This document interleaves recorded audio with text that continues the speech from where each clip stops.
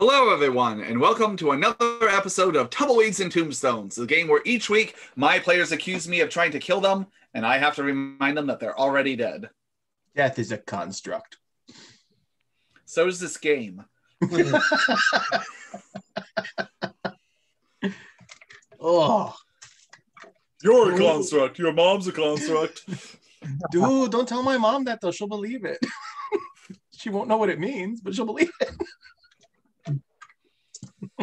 Well, I hope everyone has had a good week. Those of us that are having the record high heats, I hope you're finding a way to stay cool.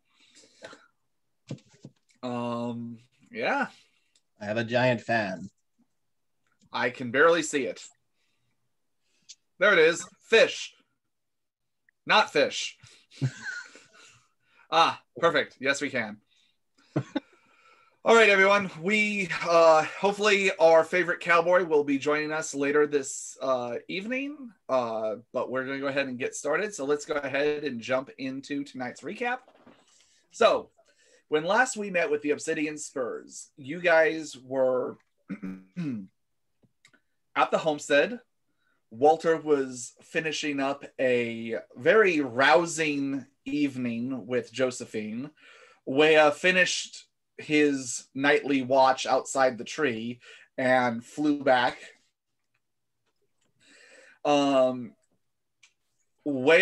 and Adele actually had a very interesting heart-to-heart where Wea addressed his concerns for Adele and her familiar stalker that is lurking about somewhere nearby, someone from Adele's past. And Adele expressed her concerns about Wea's struggle with his humanity versus the beast within, each offering help and aid with the situation. Oh, hey! Where everybody knows your name. Walter!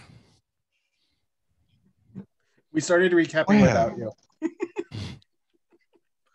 Got laid. We're having a pretty major storm here. We discovered a leak, so I didn't realize how long we were taking, like documenting it and trying to keep it from getting into our stuff. That's unfortunate. Yeah.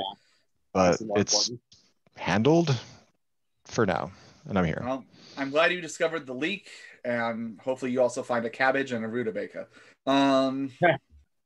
You need a beanstalk. You need to turn up your game. Well, we don't want to turn down for what, but anyhoot, you guys all reconvened at the homestead, decided to sleep for the dawn, Walter joining you early the next evening. A couple of you decided to go hunting for food, in which you were able to overthrow a local family of thieves and murderers, take the father and the sons back with you as their prisoners, mentally scar them with the truth of your existence before just decimating almost the majority of the entire family, except for the middle son, who Noah decided to keep, feed some vitae, and throw into your guys' barn hogtied. You guys then all decided, you also got a kind of gruesome and disturbing visual of another of Asmodeus's abilities, as he seemed to make nightmarish visions appear in front of one of the individuals who he killed. He's fun at parties. Yeah. One moment. Excuse me. You then all conferred together to decide what to do next about this lupine situation. Some of you agreed to stay behind to interview the detained adolescent lupine that you have at Josephine's.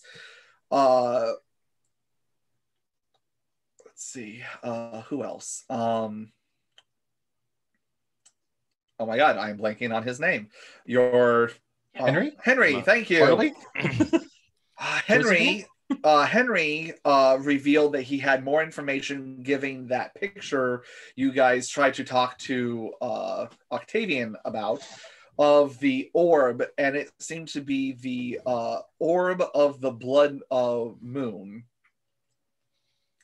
And something about where it takes away Lupine's connection to the moon and their ability to transform out of whatever form they're currently in. He has no idea where it is, at which point Wea mentioned that you did have at least a vampiric historian in your back pocket. Using your connection through the garment that he left behind, Adele was able to ascertain a potential location for him that Wea felt he would be able to get to the quickest in his owl form and go solo to see if you can connect with your old acquaintance of Beckett to see if you could maybe ascertain where this thing is. Aha! A Wea figure. Oh my God, no.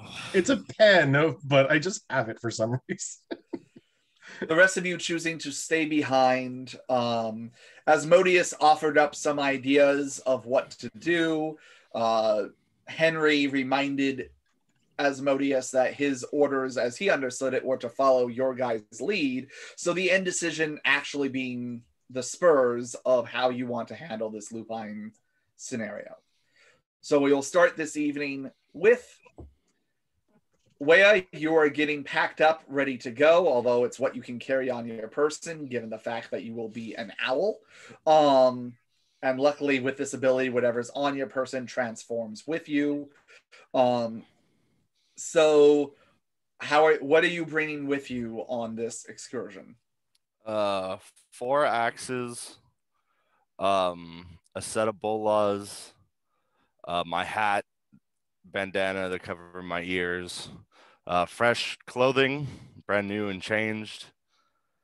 The 2 vials that I got from whatchamacallit. You should have one red and one blue, right? I have the ID card in somewhere. It's a red and a blue. A red and a blue one? Yeah, red and blue potion. Which we've established. One is for healing, one is for ignoring the fear of fire. Right. Or it's fear of fire, or it will get you out of frenzy. Correct. Oh shit! I just stumbled across Josephine's ally card. Da da da da. That is a relic from days of yore, but we played in person. Yeah. Before the plague. Which before one? Times. But yeah, so I'll just grab that normal gear, bolas, but definitely taking my 2 normal axes and then 2 silver axes, and a big duster like thing, so I can kind of cloak most of that. So okay, it's not you borrow one of Walter's dusters. It's a little tight on you, given you're a little bit broader than he is, but it's serviceable. And the rest of you see Wea getting ready. You all are awake for the evening. It is early in the evening. What do you choose to do? I know what Liam wants to do.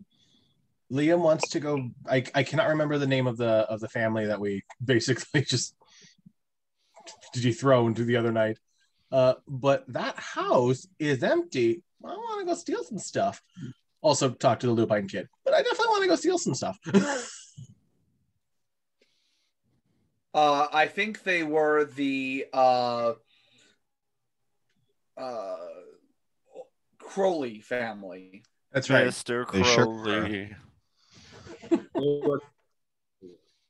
Lester and his kids. Well then.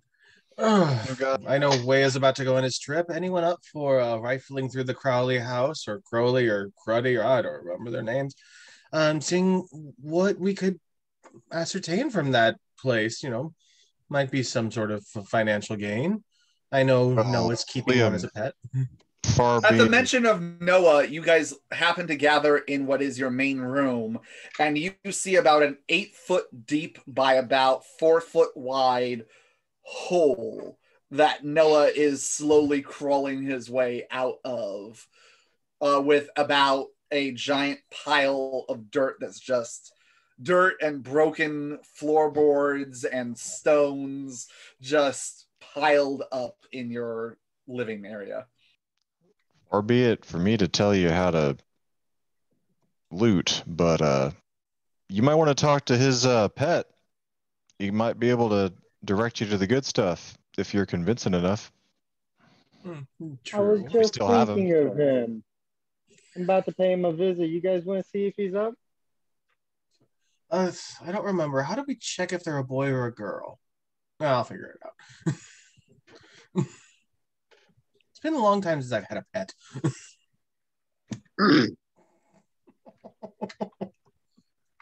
You all see Wea getting ready for his trip. Do any of you care to wish him farewell, or Wea, do you want to say anything to the group on your way? Just be safe. Don't go anywhere alone. And I guess I don't know if anyone could reach me. If maybe Noah, if you can beckon an animal to come find me, that'd probably be the easiest way to get my attention. If I'm not back in like 2 days, 3 days, we'll say, then something's gone wrong. I would actually say, Wea, you would know just from being with this would be Wea knowledge. Both Liam and Adele have the summon ability. Right. You've been affected by their mental abilities in the past.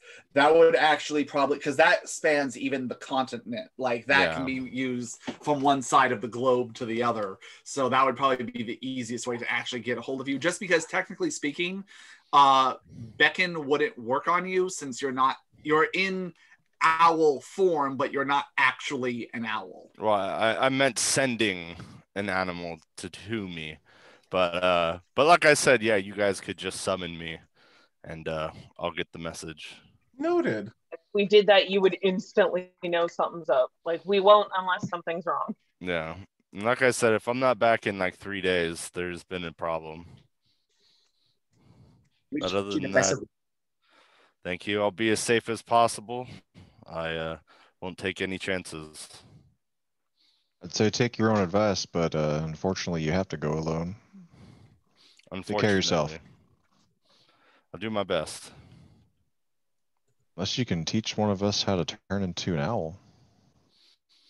Oh, well, first you gotta, bend your knees a little bit, and you gotta flap your arms really fast. Walter looks down at his knees, tries to lock them. Doesn't work so well. Yeah, next day was like, no, you do it like this, and she'll just over completely.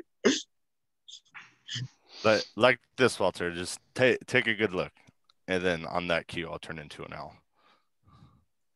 Sonoy is waiting just outside. Oh, I think at the end of last episode, I said goodbye to him. You did. So he's just watching you head off. Excellent. Yeah. I'll land right in front of him before I set off, and I'll just kind of rub against his fur real quick. He leans into it a little bit. And then I will look back at my group, give a hoot, and then take off. Give a hoot, don't pollute. As soon as he gets about 30 feet away, I'm going to summon him. Okay, roll. Make the roll. Okay. I was about to say, can I choose? Hi, this is Liam. Just calling to see how you're doing. Oh my God. It's like Jester. Oh, it does not work that way, sadly. No. We gave this man too much power. Asmodeus is watching you leave, but he's not levying a gun this time now, knowing what you are. So I flip him off in my mind. It's a bird giving a mental body. He just At least we know where we stand. Mutual respect, as in none. Of course. All right, so Wea, you're flying off. The rest of the group, what are you doing? Well, I suppose I can assist you in searching for the contents in the house, Liam, if you'd like have my company as well. Yeah, I don't think all of us have to interrogate the boy. But definitely Noah's pet will be very instrumental. We better make sure he's still there. On him. Exactly. So I'll be on my way out. I'm going to, because Walter thinks he may need to track something. Okay. Let's show your human is locked up first, because we've had bad luck things escaping from the bottom of the hole. Okay. You guys go in. So Noah and Walter is going. Who else is going to the barn? I'll stay in the house right now. Okay. Before I leave, I would like to grab a little piece of bread and a bowl of water. Okay. There is some food in the house because since Henry and Bartleby are there, they definitely need some kind of sustenance. So I'll say you're able to find some clean water and at least a little bit of bread. That's easy enough.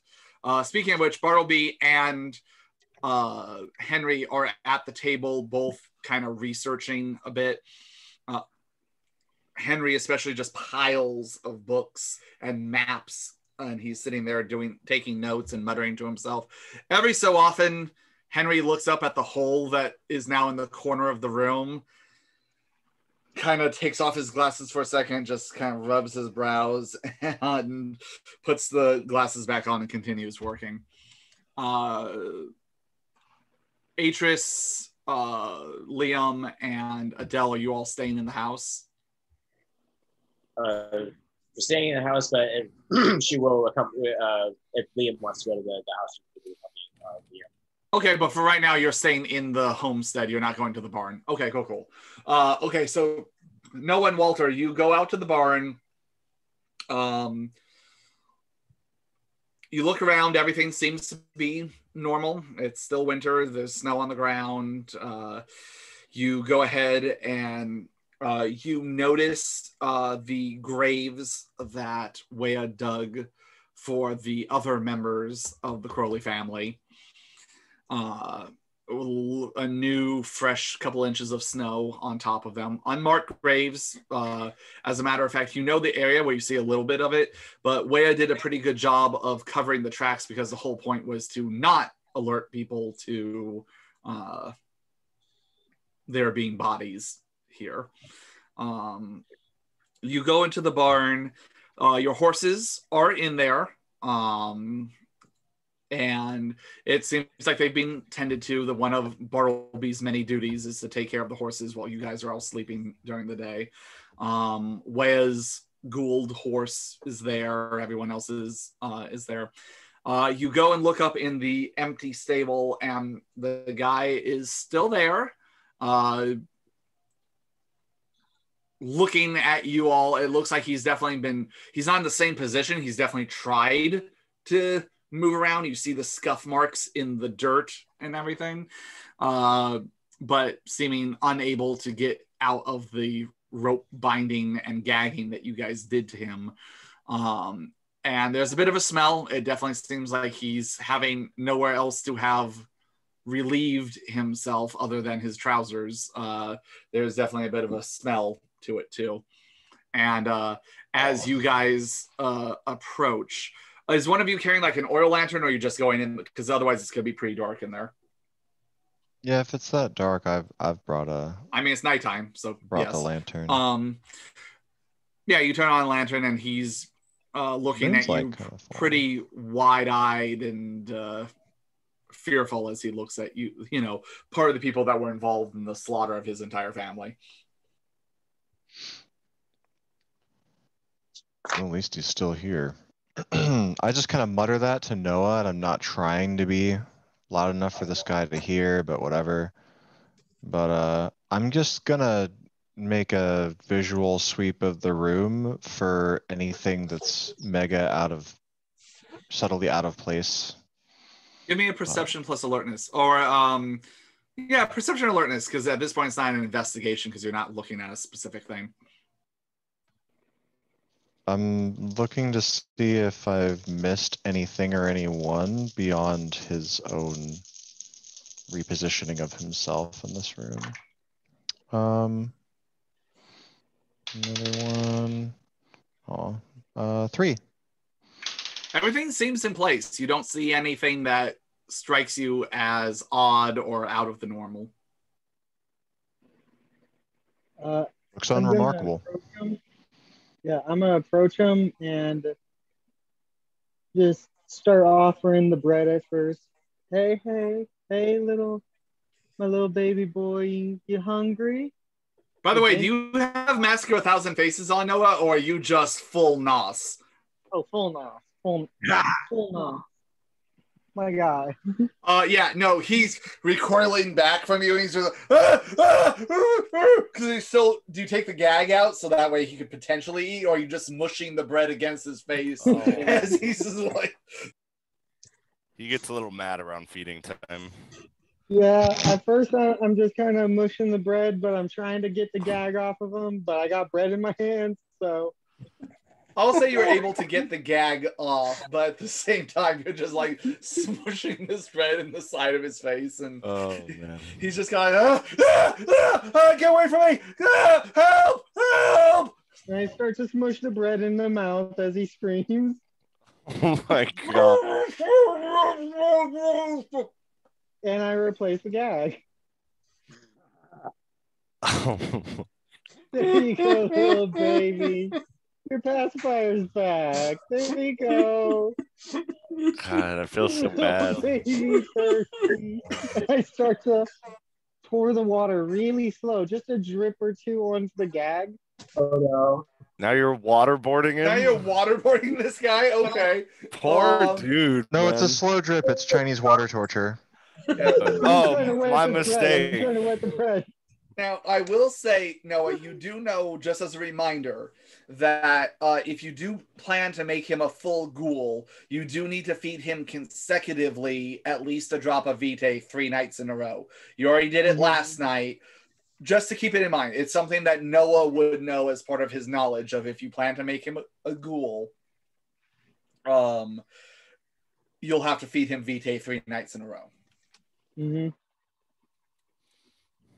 So yeah, you're dripping the water.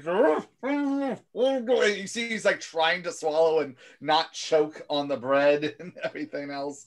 And I tell him, all right, let's try this again as I reach for the gag. What do you want from me? Leo is just in the house and gets a tingling like, no, it's fine.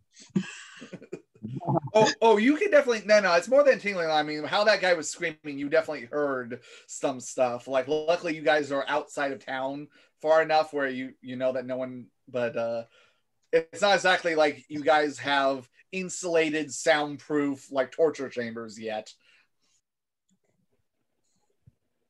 Just a residential room. But yeah, he's like, what do you want from me? What do you want? I want service. Excellent service.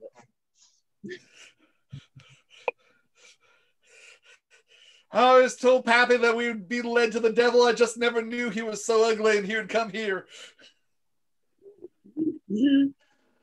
Are you insulting my friend here? Brian.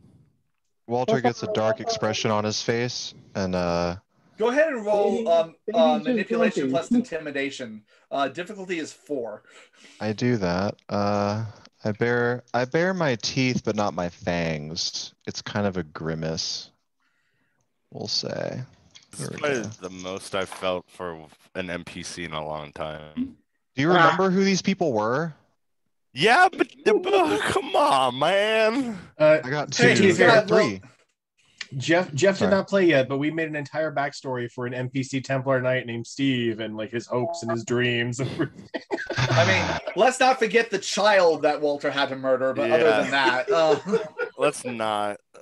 It's okay. Yeah. He was innocent and trusting of Walter. It's fine. So that made it better. Okay, yeah, he shuts up, but he is looking at both of you with abject fear. The devil in front of him, because he has no idea what you guys actually are, and the friend of the devil that cares about how people judge his outward appearance. Miss Jones, obviously. Yeah, that's all I say though. Like I just kind of menace and then I just hang back. He's just staring at you both in like abject fear, like sweat running down his face. He's wide-eyed, just deer in the headlights. He has no idea what's going on right now. Like his world has been rocked. I just softly cuddle him by the cheek. Start to open his mouth and offer him more water. It kind of is he is thirsty, so he's like drinking it out of like almost like a biological necessity. But there's definitely like he's kind of like the touch is just kind of it's the equivalent of somebody if they had like poop on their hands and just like smearing it on you as the. You just Oh, automatically start eating it. I understand. Yeah. We don't kink shame here, but yeah, he's drinking the water. Right as he finishes the bowl, I'd like to take my hand from his cheek and just shove a finger down his mouth. Okay, he vomits like immediately. The bread and the water that you just gave to this guy as he makes a mess on himself.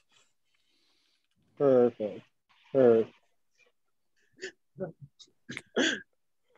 want you to be too hungry, but now you've got room for this. As I bite my finger and shove it back in his mouth. Okay, Noah, what's your humanity rating?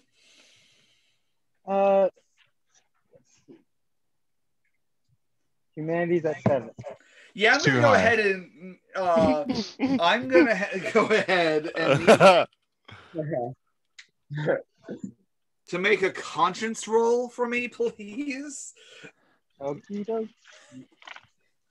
This is getting My humanity is 6. Yeah, difficulty is going to be 6. I'm so glad Way is not there right now. Oh boy. 3. Okay, so you succeed in this, which means I know it's for the greater good. I'm trying to remember if succeeding means that you feel bad or you don't. You do bad. feel bad because you retain Okay. humanity. There you go. Oh, there you So you actually don't justify this. If you failed it, then you would have lost the humanity point and justified it. As you're doing this, you're looking at this guy. You know what you were told about what these guys are, but there's a certain point where you feel like maybe you crossed the line a little bit of you're playing with your food a bit. Like, it's one of those things of you do kind of actually feel bad that you're torture, like either kill this guy or not. But either way, you force feed him the other dot of Vitae, and he is now one step closer. Where if you feed him one more dot the next night, you will have a ghoul. So go ahead and mark off the blood point on your blood pool. And yeah, he chokes a little bit, but you feed it to him, and he's just sitting there looking still in abject fear and terror at you all.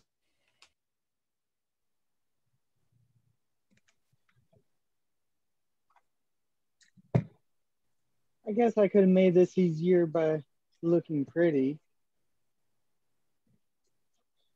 But I hope you won't resent me too much, my little baby. As I turn away. He just could do this by making less of a mess. He just starts crying, covered in his own piss, shit, and vomit, and you just hear, oh God, oh God. You treat all your servants this way, or just the criminal ones? This is my first pet. Master said they always make too much mess. Oh, Might need to get him a sandbox or something. I'll see if we can have a change of clothes for this dude. Might have something. All right, you guys leaving the barn? Yeah, I'm gonna like kind of stand by the door if Noah's on his way. I'm following Noah's lead. Noah, are you leaving? Yeah. Okay. You both exit the barn to the sound of this broken person sobs, and make your way back to the homestead. Liam, Atris, Adele, you see Noah and Walter coming back in. Was he there? Sounded like he was. Oh, you heard that?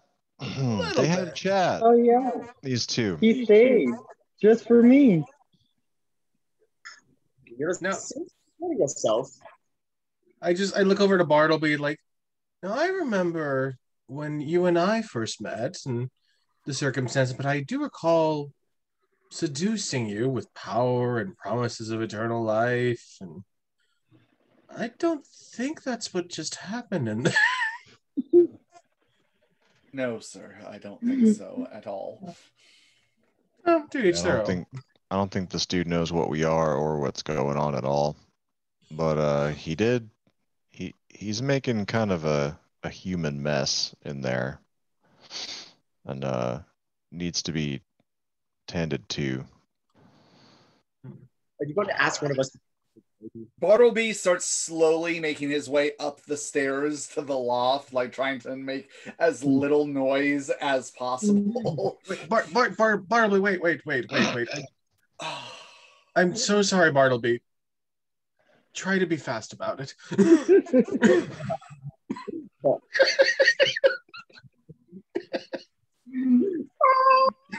Look, man, I'll go with you.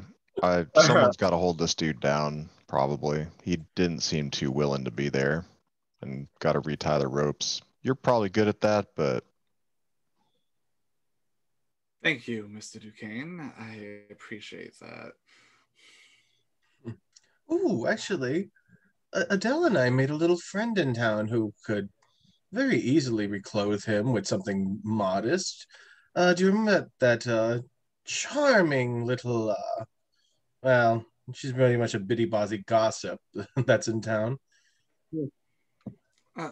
Yes. One of us could pay her a quick visit and just get some clothing for the boy. Is that an errand you wish me to go on, Master? Oh, I was wondering, Adele, would you like to have tea? Plus, we could cement the rumor that the Crowley family is no longer in power. True. We could do that.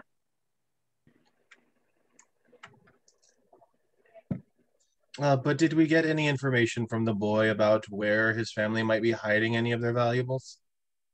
I figured you might be a good one to get that info, because he doesn't seem too cooperative at the moment. What did you do to him? Well, fair, but I'm nothing in comparison to someone's enchanting voice. You're talking about me, I'll be busy digging. As I hop back in the hole. Wait. Noah, don't go. I just, Walter, do you have the map for where our little cache is? So the Spurs have at least a map, and it's marked with this stuff, and Walter's gonna know where it is. That I'm just gonna say that has to stand to reason. You guys have a map that you have of the local area. You have a map where the faux Spurs had their hideout. And you guys have since, that same map is actually the one that Henry is currently using, because he's using that to help mark so that way you guys don't have to memorize the whole path that he's figuring out as he's understood. Henry, I'm going to borrow this for a moment. Wait. Oh, God. Noah, do you see this little X here? Yeah, that one. Yeah, that's where we got some of the funds from. If the tunnel could eventually get there. Noah, you're looking at this tunnel, and it is several miles away. So if you spent the better part of a year digging, you probably could get the tunnel there. This is doable. Are you ready to commission me? I mean, you've already put a hole in the floor. We may as well make use of it. And I just take it back to Henry, like, thank you. This will take some time. I could get buddies. We could commission this. Let's talk this out. I fully agree. Now, Noah, you're going back into the hole. What is it you're actually planning on building other than a deeper hole? Mostly a box, like a basement as such. Okay, so what I'm going to say is by this point moving forward, any addition to the hole other than just going straight down, if you're actually trying to go out and build something, I'm actually going to make you start making rolls for it, just for Noah's ability to test the structural integrity of things, of certain craftsman knowledge of this is dirt, so it's going to be at a certain point. You're going to have to start getting supplies like beams and stuff like that to actually hold the weight of this so this thing doesn't collapse on top of you. Going straight down, there's nothing up above you to collapse, but if you're going to start going out, I am going to start having you make rolls to see how this goes. And Noah might have to go into town for some supplies or ask someone else to, just for structural integrity's sake. Gosh, if only Noah had some kind of servant to order to do things. Like,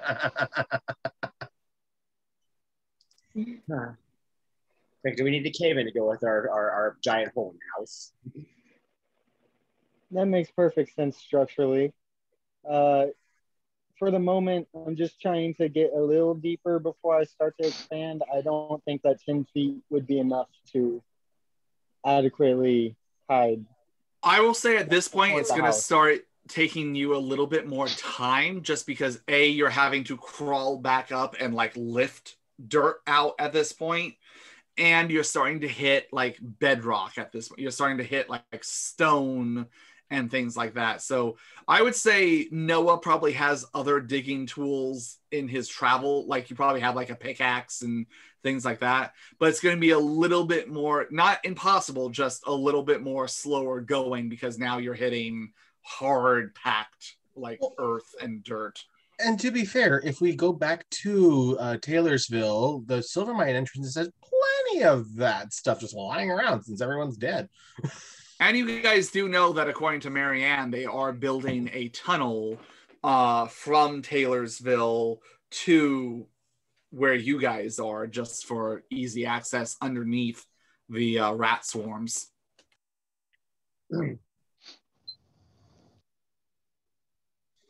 All right, so I'll say just for digging further down, Noah, give me a... At this point, it's going to be a strength plus craft roll.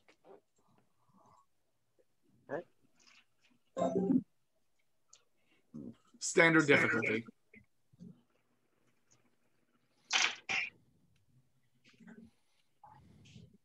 Well, that's a 1.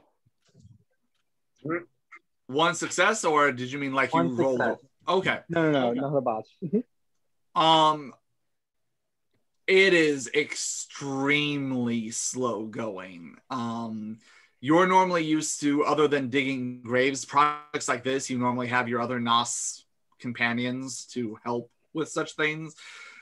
Doing this by yourself, it is extremely slow going for the next couple of hours. Like, I would say if you want to get another 5 feet down for the width and diameter of this hole, it's going to take you the better part of another couple hours just to keep slowly working on this on your own.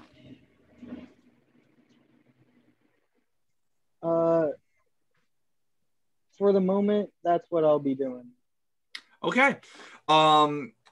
Atris, Walter, Liam, Adele, what are you doing?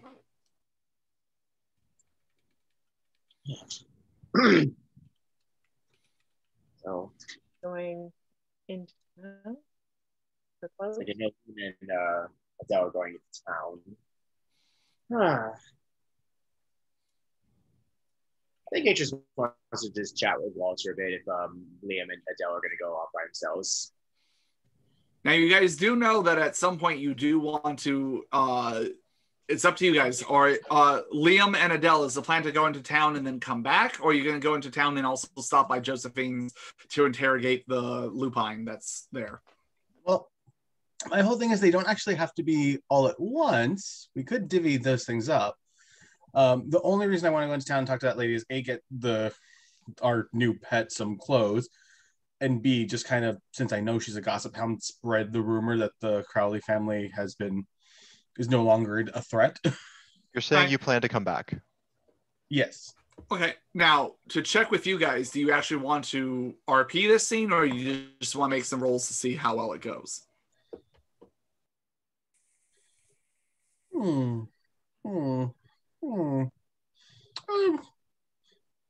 The only thing that I was going to do in addition to that with this lady was going to follow Noah's lead, and I was going to put some VT in her tea. Okay, then let's actually roll this out. So, you guys are. So go ahead and Liam, you and Adele are getting ready to get into town. We shouldn't be too long, although she can be a bit of a chatterbox, but we shouldn't be too long. But, are you ready, my dear? Oh, yes? Liam, do you need to wait for you to come back before we interrogate our lupine friend? No. I think you would do more than an adequate job. He seems very forthcoming, at least when he talked to me. I don't think there's any need for mental abilities. We can definitely check it out and give him a quick run around, see what he thinks. Although I do want to be part of pillaging the house. That just seems fun. Yeah. I think that'll definitely be a good activity. All right. Liam and Adele. Adele, are you spending the extra blood for the blush of health? Well, go ahead and mark that down. Are you guys bringing anything else into town specifically? Although I should do Mask of 1,000 Faces to look a little bit nicer. Yes.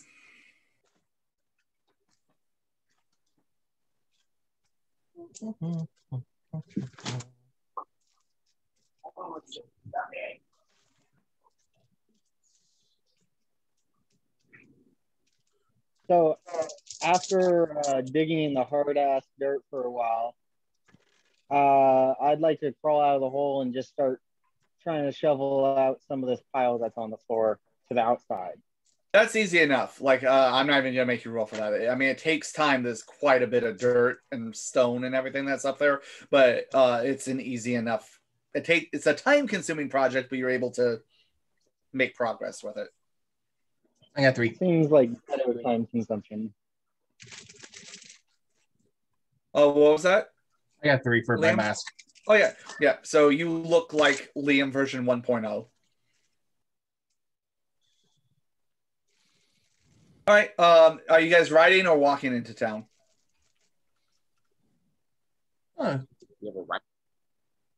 Would you just carry a nighttime? Would you just care for a nighttime stroll, my dear?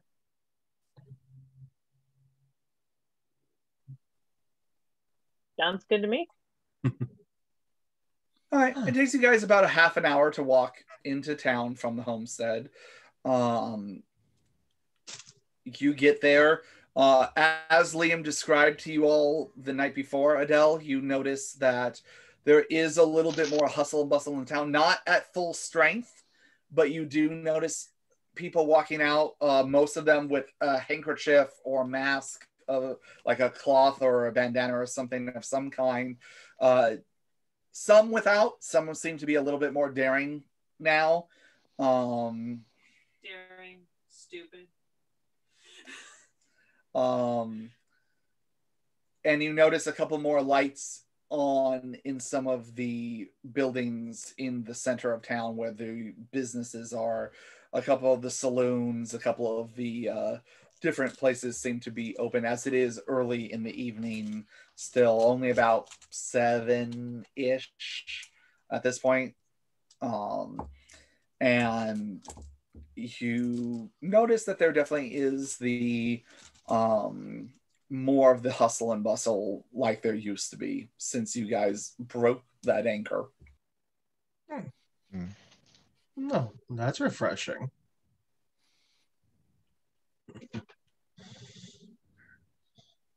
Although I honestly don't remember. I know she talked quite a bit, but I do not remember her name. What was that? The lady who runs the shop. Ugh. Did she even give it? Genuinely, Miranda doesn't remember. Oh, neither do I. It's okay. We'll just play the little game where we just give them nicknames and they don't even know we're talking about it. So you guys do see the trading company that she ran. I believe it was the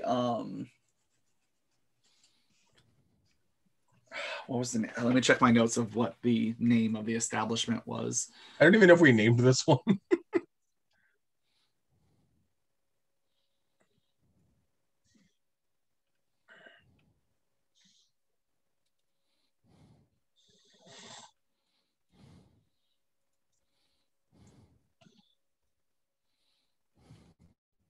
Yeah, for some reason, I thought y'all were going to see Belle. Oh, no. I want to go talk to the gossip lady. Ain't no better way to spread a rumor than with a gossip hound. Fortune's Taylor.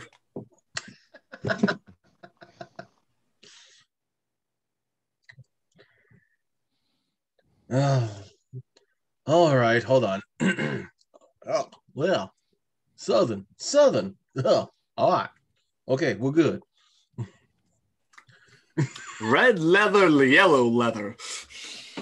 Aristocracy. Mississippi.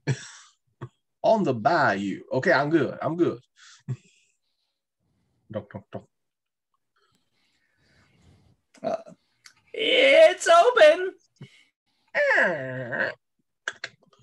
Once again, she is sitting there behind the counter.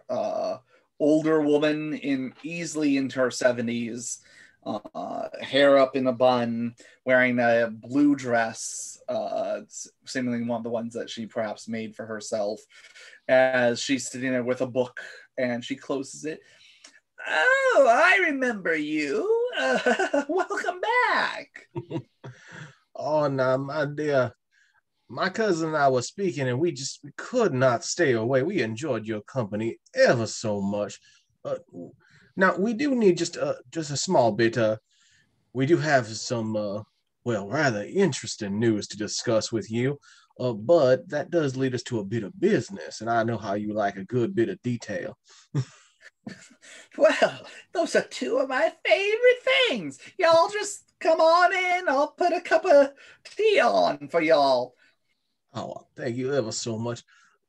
Now, do you have any spare working clothes? We recently came into a young man who is going to be a farmhand around our establishment. We just want to make sure he's dressed appropriately, as the horses, unfortunately, gave him a bit of a slip and he fell into a rather uncomfortable pile, if you will. Oh dear. What are his sizes? A little bit similar to myself, although he's a bit softer in the middle, a little bit pushing out. Right. And she takes a little bit of time and she brings out a couple of different options. Very plain, either beige colored shirts, or one or two of them like a dirty, not white at all, but very much a tan color. Oh, no. I appreciate this. White would not do good at the work he's doing around our place. So she brings out things that are mostly like different shades of brown, or just natural wool colors that she brings out. Oh, Adele, look, the finest that we can see. Well, if you want the finest, I mean, he's a work hand and all, but she does bring out some nicer materials and blues and reds that definitely not silks or anything by any means, but are very much nicer working clothes, like kind of what you think that some of these farmhands might wear to like a dance or something if they were trying to impress. Now, we do have another associate. I think actually I might send him in for a fit-in one day because he would definitely be accompanying us to some events. I will keep that in mind. But is the tea ready yet?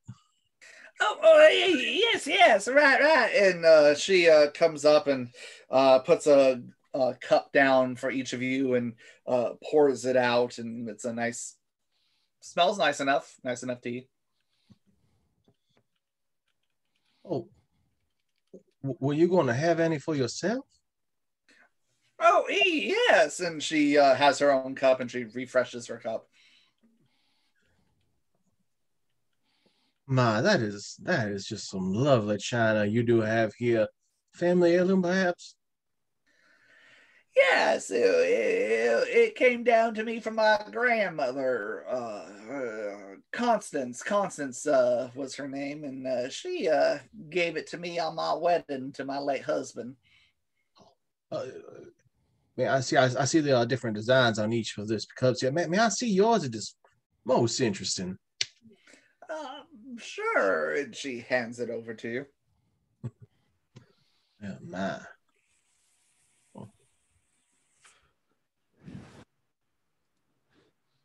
Now, what is that over there behind you? What? And I'm just gonna prick my finger on one of my fangs and split a blood and just try and drip it into her teeth. Okay. Go ahead and make a Dex plus stealth roll for me, please. I have those things. Oldest trick in the book. Look over there. A staple. Look, an obvious distraction. 1, 2, 3, 4, Where? 5 minus 1, so 4. Yeah, no, just smooth as silk. She doesn't notice a thing. I apologize. I thought that was a piece of artwork. It is just a wonderfully crafted wood beam that just ebbs and flows like the tides. She looks to the beam to her up. Says, "Yes, my late husband carved that." I must tell you, man, I am always appalled when men are late. Yes, quite so. And she takes the cup back and takes a sip. Now, have you heard of that Crowley family? Oh, they're a bad bunch. I wouldn't want to get mixed up with their lot if I was you. Well, now I agree with you, but I just want to put your mind at ease. Apparently, a lawman came into town last night, and actually, with the help of one of those Crowley boys, actually, the rest of the family's been run out, and they are on their way to a federal marshal prison. One of the Crowley boys turned on their own? I was surprised, but now that boy is actually seeking refuge out at our place. He is working hard. That's what these clothes are for. But no, that is a mighty impressive. Those young men and that father were scoundrels, cheap to the core. And this boy, he done found Jesus. He could not take it anymore. Is that true, miss? It's just been awful. I mean, I've seen miracles, but the light in this young man's eyes that has just befallen him is just it reestablishes my faith. Which one of the boys was it? To be fair, I don't know his name quite yet. Right now, we are just doing our service to the community. When this war hero done came by and asked us if we could shelter the boy, just protect him, really. Liam, go ahead and give me a charisma plus subterfuge roll. I'll say difficulty 5 with Adele's confirmation that it's the God's honest truth.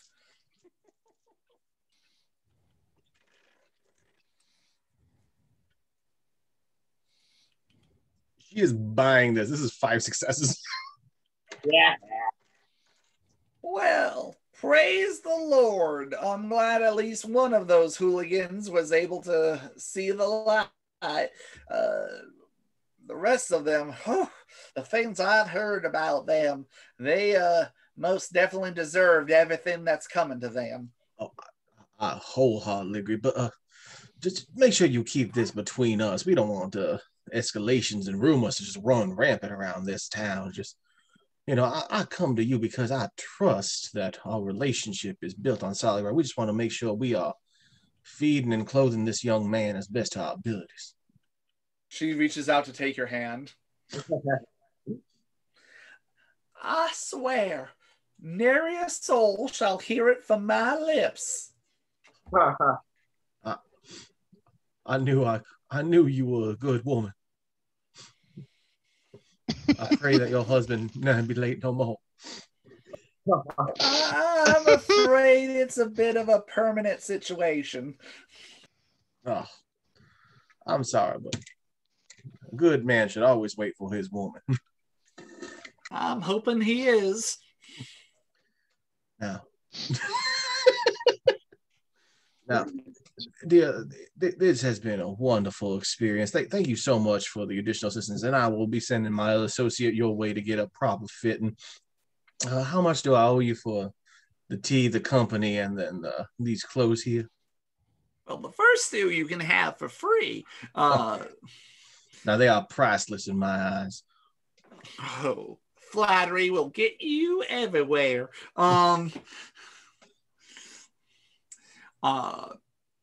She leans over to Adele. Does he have an older brother? Well, I don't know if he'd want older. He's pretty damn old himself. Can't be. Doesn't look a day over his 20s. You're so kind. Gives Liam an up and down quizzical eye and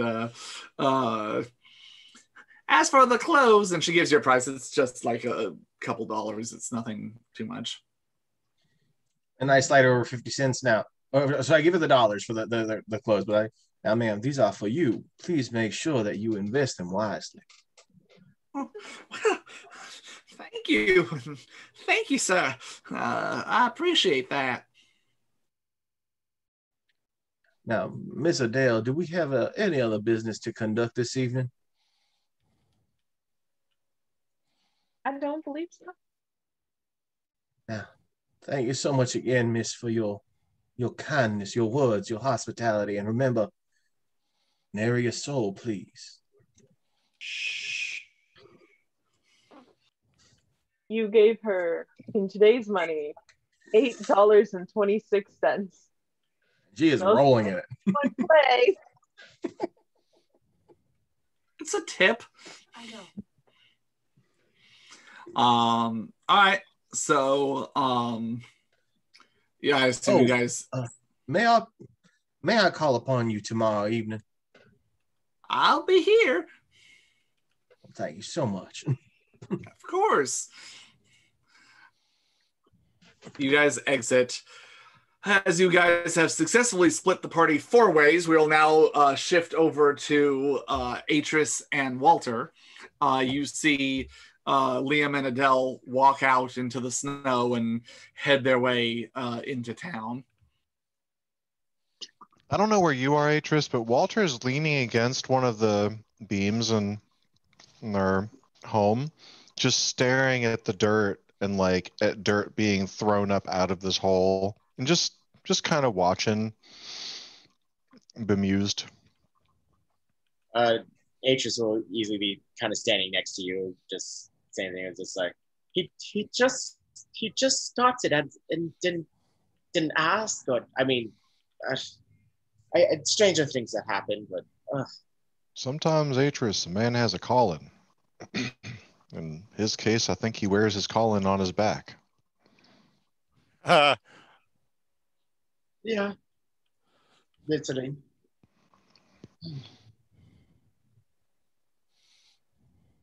All right. Well, we can either stand here and look at the horde, or I suppose we can have a chat with our little new pine friend if you would like to join me. I do want to check if he's all right, but I thought our friends were gonna come with us for that one. I mean, at least we could try to start without leading him in a doubt. But he seemed confident that he was going to be open with us regardless. So we don't really need his abilities. It'll be good to check and see if he's all right too. Kid was dying when he came here.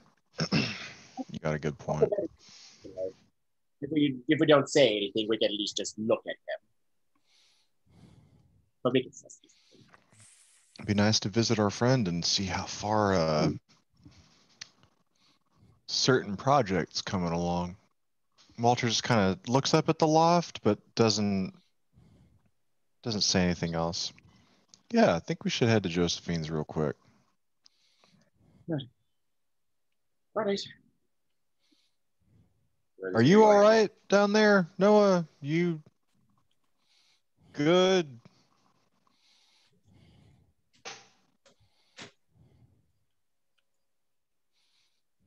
I'm about as good as you can get. Can you try not to cause a cave-in? I mean, I know the house looks like shit, but I mean, it doesn't need to be more shit. I'll clean up the house while you're away. He's upgrading us. It's an upgrade. I believe you, but Eventually. It's shit. Yeah, you're right. You're right. Let's get out. Let's get some fresh air. All right. Yep. Can we just head straight over to Josephine's? Sure, you're just walking over. Yeah, I would only worry any kind of rush. Okay. As she kind of lives on the diagonally opposite end, also outside of town, so she can have a little bit of privacy. It takes you guys about 45 minutes to an hour to just get there. Oh, shoot. On foot. If it's that long, I mean, I would know that. I mean, I think I'd take a horse. Okay. I think we should ride there just so we can get back and regroup if we need to. Yeah. Okay. Besides, that way we can race. Oh, you want to race, do you? I love how painfully Irish David just got. I know. Next character I'm making is Irish.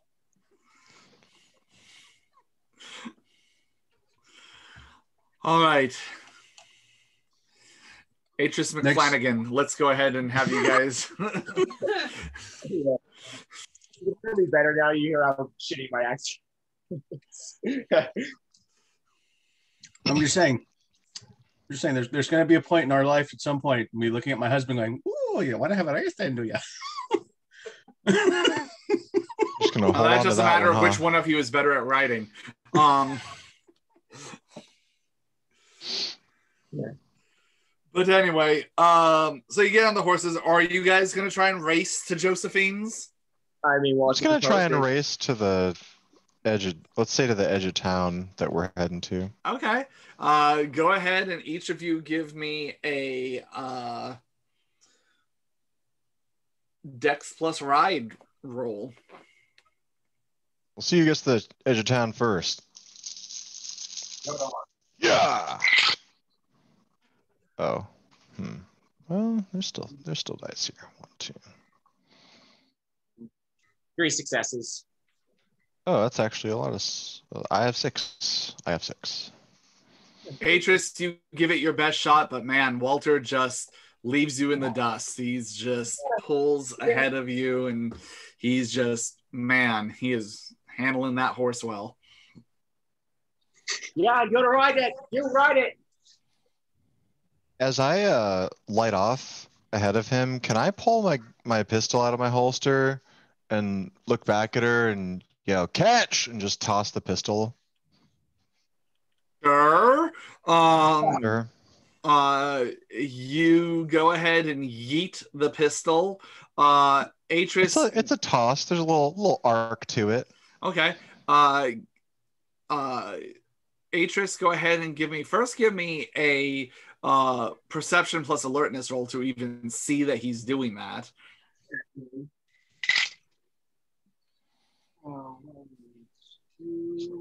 That's a reroll.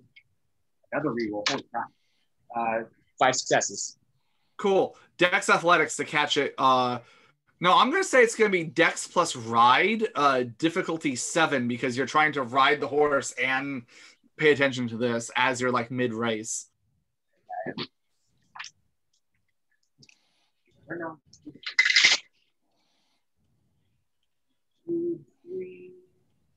Three successes. You catch it in your hand perfectly, and you have a brief second of ha-ha as it turns to smoke in your hand and returns back to Walter's holsters. And if you look back at Walter, all you're going to see is him waving his hat. I still got it! Both of you give me a perception plus alertness roll, please. Uh-oh.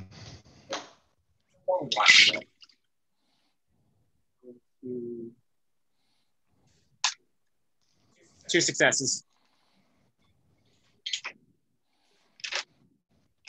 Oh, hey, I got 3. Both of you, for a split second, hear in the distance, but a little bit, not far enough in the distance to make you fully comfortable.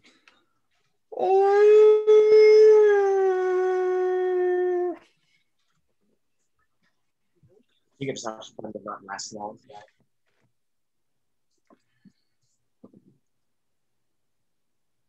Is this in the distance in front of us, perchance? No, kind of off to the side. All right, well. Shit. I slow down at the edge of town. I ride abreast with Atris. We try to get to Josephine's, yeah? Yeah. You guys make it to Josephine's, at least the perimeter of her place, and you see the fence and everything else. You see a light on inside her place. And you see a little bit of smoke coming out of the forge.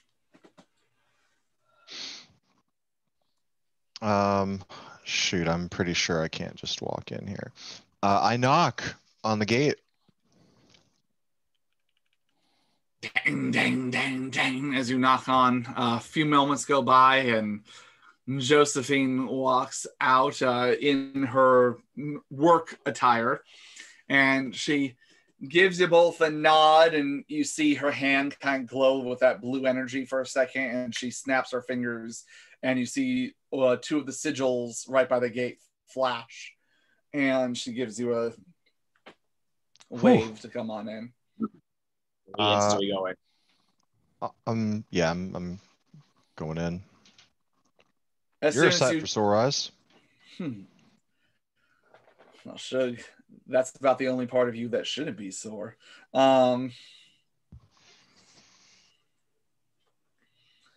chill whatsoever. She just gives you a nod, and she looks at Atris.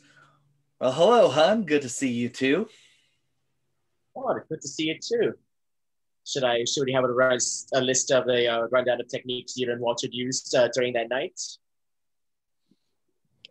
Knowing what I know about your profession, I think you might be able to teach us a thing or two, but I think I gave him a run for his money.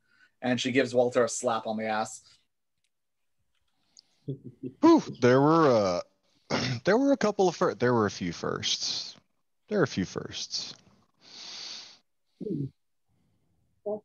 But I'm sure there's plenty more to learn. But right now, there's something we need to learn from this that youngin' that we left here. Turns out things are getting a little times creeping up on us, and things were getting pretty dicey for that kid. Want to make sure he's all right. Is he woken up at all? Yeah, hon, he's woken up. He's currently in the forge. Hope you don't mind, but I felt the need to unshackle him a little bit of a professional courtesy. He seems to have no intention of going anywhere. As a matter of fact, he's been pretty interested in the work I've been doing. Hasn't seen a whole lot of it before. He's healing as best as I can do. Granted, I'm no healer. That's not exactly my forte, but seems whatever you did at least took him out of the death's door. And he's at least conscious. He's eating, he's drinking, he's sitting upright, if nothing else. But whoever he ran into, they sure worked him over a few times. Yeah, he was worse for wear for sure. Well, I should have known he was in good hands here, but all the same, if you I'm fascinated by your work too, but I gotta say, I think I'd be more comfy if he came out here. Would you mind telling him he has visitors and that we're ready to talk with him? Right you are, hon. As she turns and gives you each a wink and walks back and opens the door. Some of the people you came all the way out here to see you, so you might as well come out. Now, don't try anything funny though, because I still got my eye on you. And coming out very carefully and limping a little bit with a makeshift crutch made out of wood and spare parts that it seems that Josephine put together for him. He kind of hobbles out. Looks like she's changed his bandages as best she can. And he's kind of holding his side. And you see, once again, the same youth. He looks about 17-ish, kind of hard to tell. Indigenous young man, pants, shirt, and his black hair kind of just cascading back behind, goes to about where the past the shoulders just a little bit as he comes out and he looks at all of you, and you can see he's trying his best not to show how much pain he's in, but his body's just kind of giving him away a little bit. My dear, if you need to sit down, you can sit down. We're just more checking up to see. I'm fine. I am fine. Thank you. But I can handle this. If you say so. I'd assume this was your tribe who did this to you?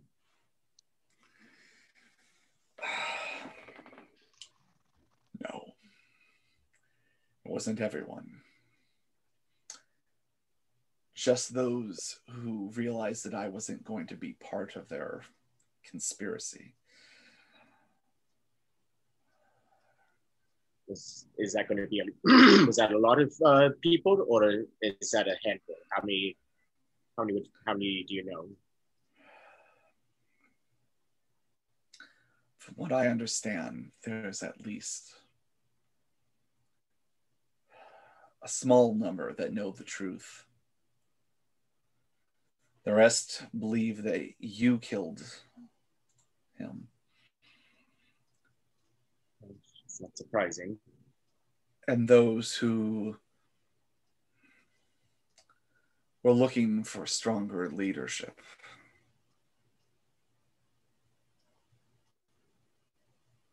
So essentially, they got everything they want and we just happened to be in the right place at the right time. You were a means to the end. A enemy that he knew, that Ichitai knew he could rally not only the rest of our people with, but the other packs that are coming and have arrived. They sure did a shit job at framing us, though. They just left open fang marks right on his neck. They saw it as a declaration of war. Yeah. You have Yeah. one of your kind who's very strong and expanding his influence. They think that it is all the same.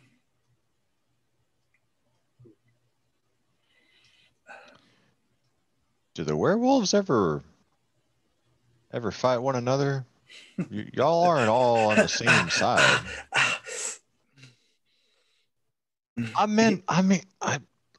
He laughs and kind of holds his side a bit because it seems it pains him. I meant from tribe to tribe, as highly as they hold themselves, our people are no different than any people. There has always been fighting, jockeying for power. We are not as unified as we try to pretend. Well, we're about the same. You're real brave for coming here. I take it you don't agree with the son and his group, but our chieftain was brave and wise. I was loyal. He didn't deserve what he got. And Ichitai, he shouldn't have done that. Your kind may not be, and he's choosing his words very carefully here.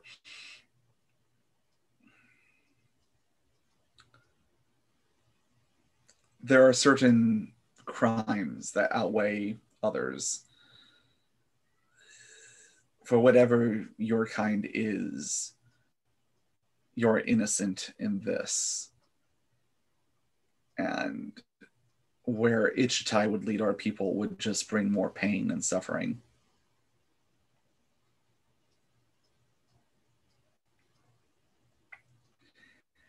He would have us eliminate your kind and then fight the white man and regain our lands. But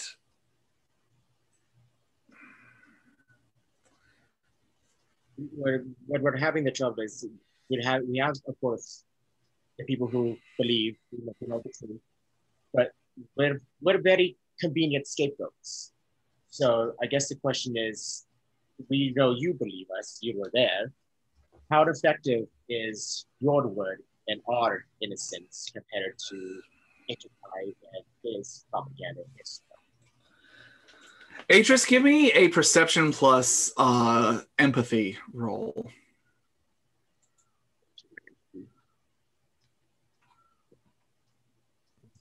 Empathy, far more painful than yours.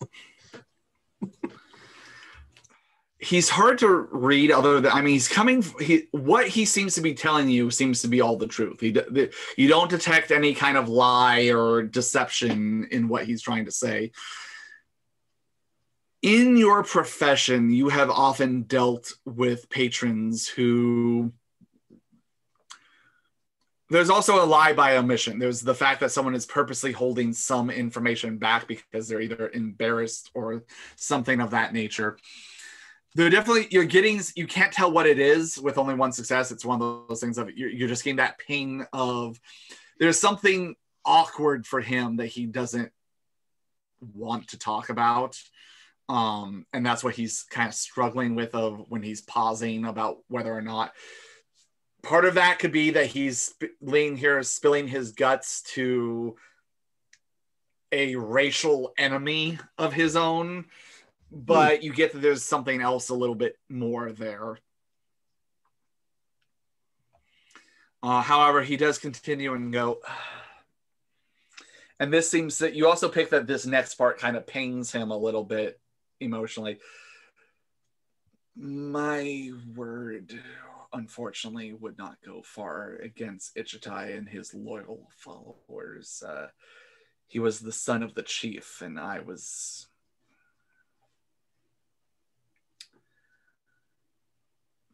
let's just say I was tolerated. thanks to the chief's words.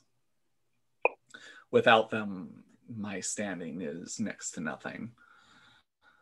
The chief favored you, and you're the only guard who survived from him that night.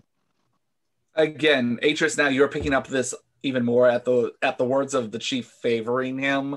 There's a lot more awkwardness, and there's something that he is struggling on whether or not to tell you guys. But he sits there and he goes, this is what I came to tell you. I think I might know a way that you can help overthrow Ichitai.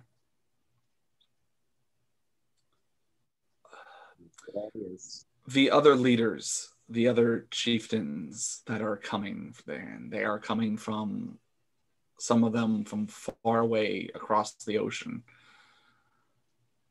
We have means of traveling other than the physical plane. Some of them respected our chief. If they knew what Ichitai did, they would leave feeling that this mission was wrong, that those of us here should fend for ourselves, and that they would not follow the leadership or the advice of someone who had committed such heinous acts. At least two of them coveted our chieftain's position, would want to incorporate these lands into their own. They are bloodthirsty and warmongers of themselves, but if you had them pitted against the followers of Ichitai and each other, that would cause a great thinning of their ranks. I'm sorry, but you're suggesting that we can go to them and tell them this, but you can't. No, they would kill you on sight. Something was stolen from our chieftain.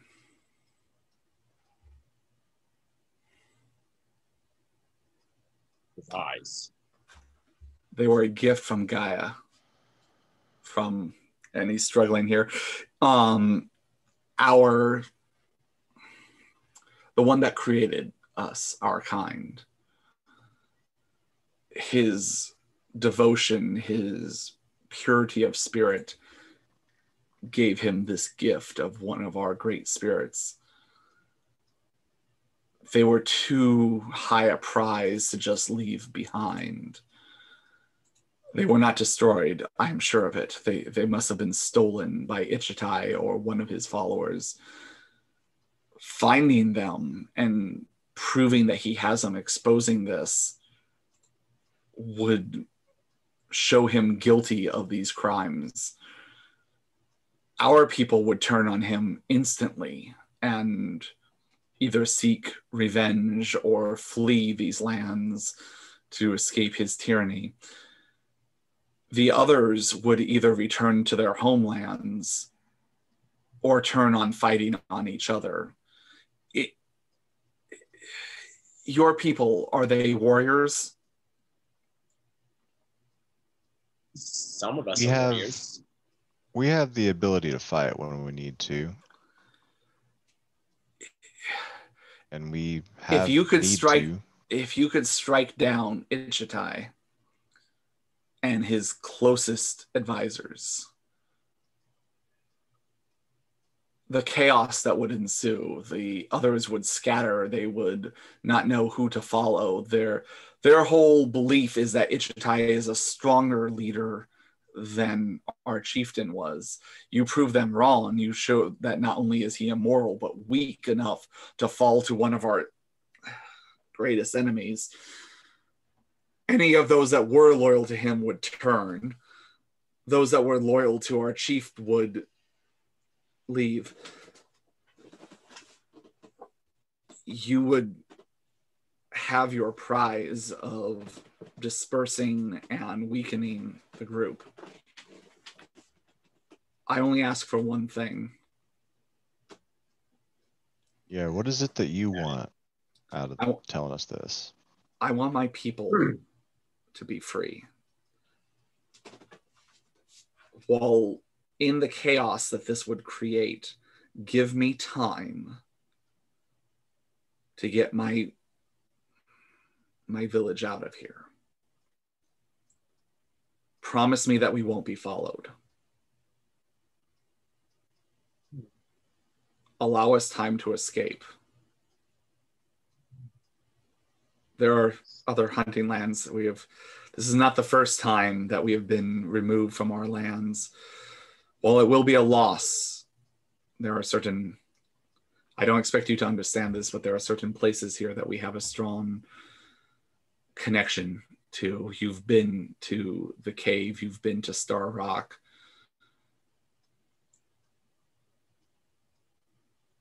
It will be a terrible blow to my people, but they will survive. And right now, that's the main thing I want for them. It's what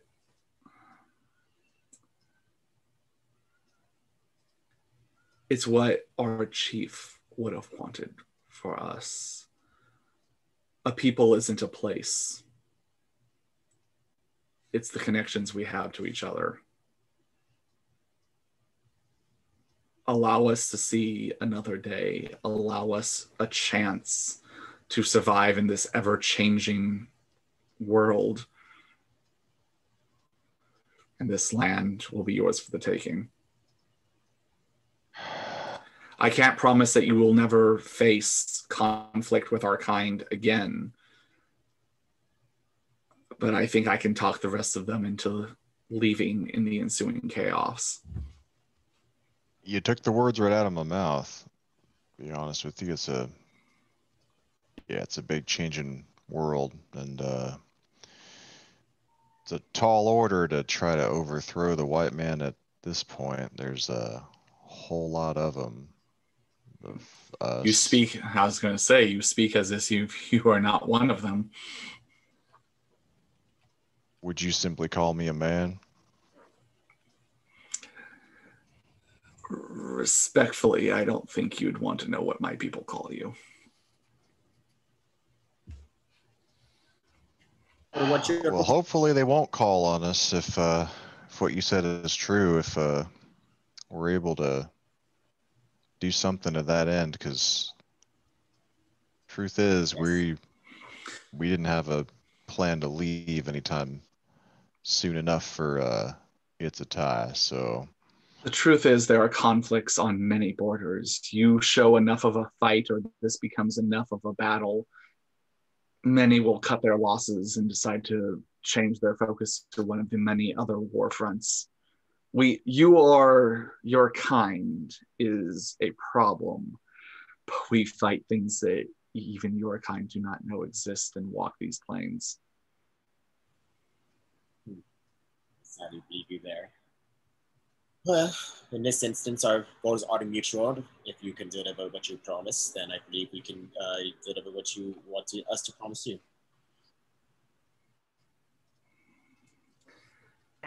Promises have been broken before. How do I know you'll keep your word? Well, at least we have a track record of keeping ours in terms of not attacking the chief, not attacking when we called to parley way back when, and coming where you guided us to go. But other assurances?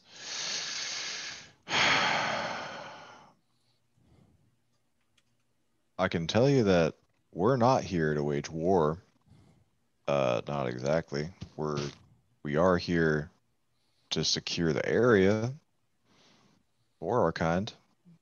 But we're not here to go persecuting, chasing anyone. So it ain't in our interest to slight you on this, if you know what I mean. As long as what you said is true, as long as the folks that lived around here are willing to look for greener pastures. He thinks about this for a second and stands himself up to as best he can his full height, and he's trying to puff out his chest a little bit, and you see him reach into one of the bandages, and there's a bit of blood on his hand as he grimaces, and it seems like he's purposely opening up one of the stitches and letting a little bit of blood come out.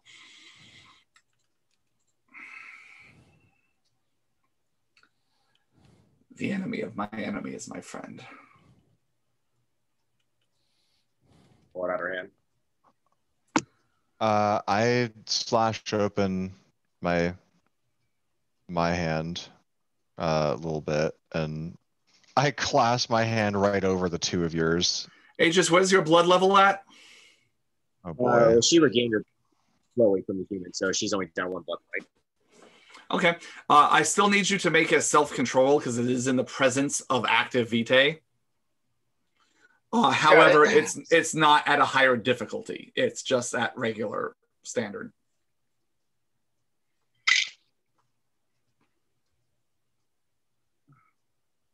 Wow. Single botch.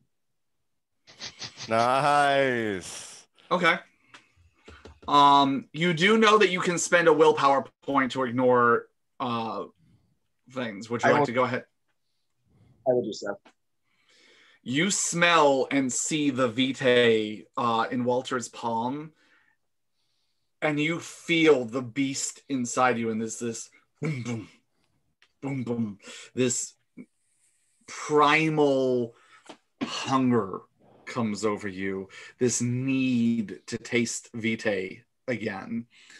But you know that right now is a super important meeting and agreement, and you force the beast down, but it's like holding a ravenous dog by the haunches and trying to keep it from snapping as you just will it down in your subconscious. And you keep your hand there as you feel the warm vitae start to go over your hands as the two of you go. He looks at you both. Peta is my name. Of course it is. You're gonna call me Aegis. This is Walter. You have my word on if we get this division and the people take down Insatai and your people willingly leave, we will not come after y'all. I can't speak for every one of our kind and all that, but I mean our associates and organization. I promise the same thing from my people. I can't promise that you will never run into one of our kind again and that they will want to rid you from these lands, but my people will seek other home. And he kind of grimaces. Yeah, he grimaces for a second. And he's just, damn. When you're ready, to move and look for our chieftain's eyes, I'll come with you to help point out the different individuals that you need to know. Can you ride?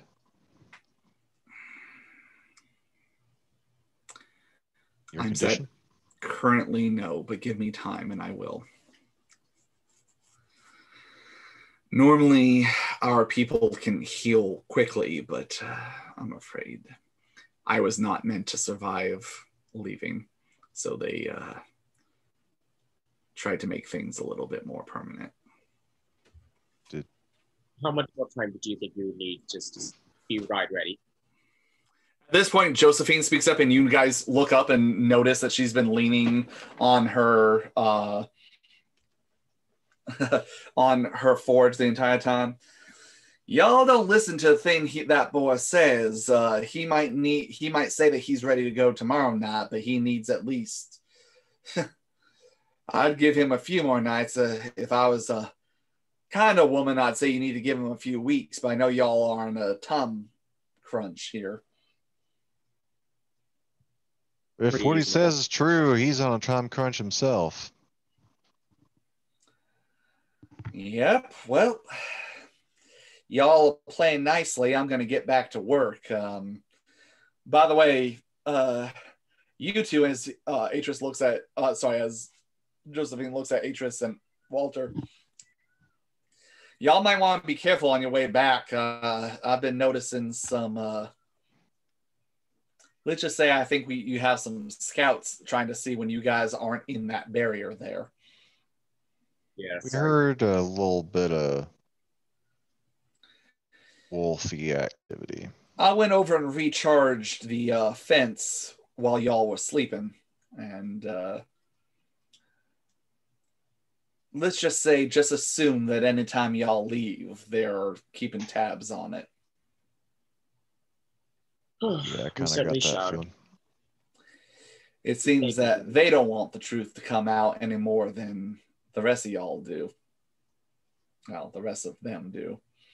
Anyway, I'm going to get back to work. Y'all come see me real soon now. And she gives a wink to Walter, and she walks back in, and you guys hear ting, ting, as she's going back to work on the forge, seeming to understand the severity of what's going on and how quickly everything needs to be finished. Can I do a medical once over on this kid? Just try to make sure Sure. he's Uh, better splinted if he's not already yeah. doing great. Let's go ahead and do a wits plus medicine roll. All right, I'll roll that, and it's Now turn your head and cough. oh dang, 4. You're looking, and the most important thing is it seems to have at least avoided infection. However, and you do notice a little bit of healing, even a little bit quicker than wounds as severe as his should have been. So a little bit of that supernatural healing that they have. But he's definitely looking still worse for wear. He's out of the part where you're afraid for his life, as long as he continues to rest and recover.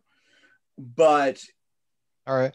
you get the idea that in at least give him like at least 3, if he continues at this rate from the last time you've seen him, you would want to give him at least 3 or 4 more nights before he would even be ready to ride, but you wouldn't expect him to be willing to fight, or at least able to. Riding is hard on a body, man. Yeah. Yeah.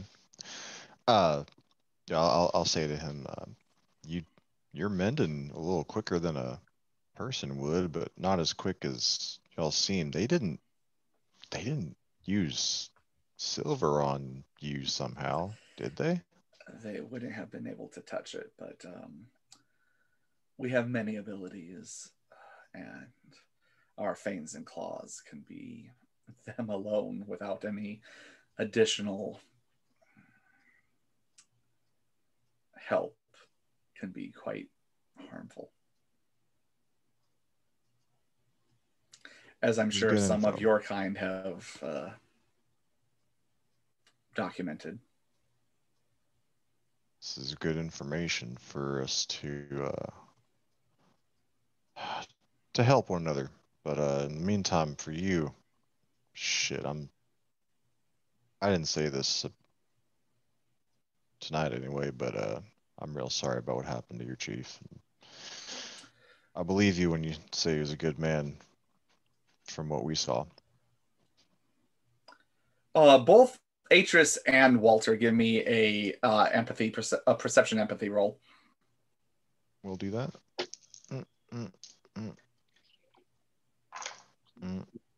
4 successes. 9 and 8 and 2 7s. Yeah, 2 4 successes.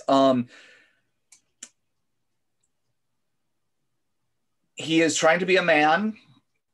He is trying to not show too much emotion. But more than just the loss of a chief, this hits home to him. And he takes a moment to gather himself and goes, he was a better man than most knew. he deserved better than what he got.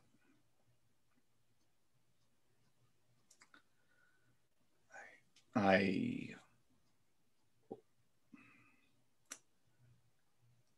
don't think I would be here if it wasn't for him.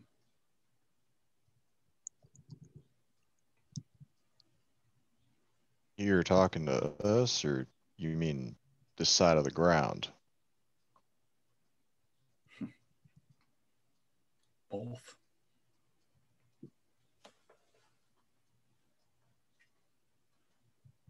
Well, Walter never got any sense that he was withholding information. I never got that role, right? So I don't really have anything else to. I mean, Damn. I'll say with 4 successes, you get that there's some, like I said, you sense that there's something else there other than just a loyal follower who's missing his, leader. You get that there's a more personal connection there, but beyond that, like, you're not psychic, but you definitely get that there's more there than what he's saying. Are you?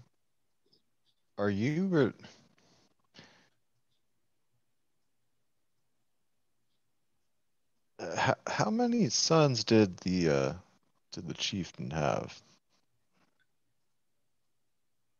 It's a tie, the only one. He looks more pained now than he did a moment ago when he was digging into his stitches.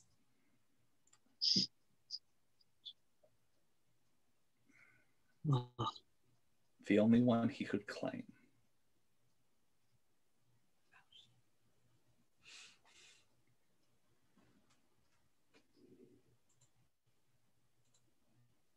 I'm gonna put a hand on his shoulder, a little gingerly, but give it a kind of a firm squeeze, and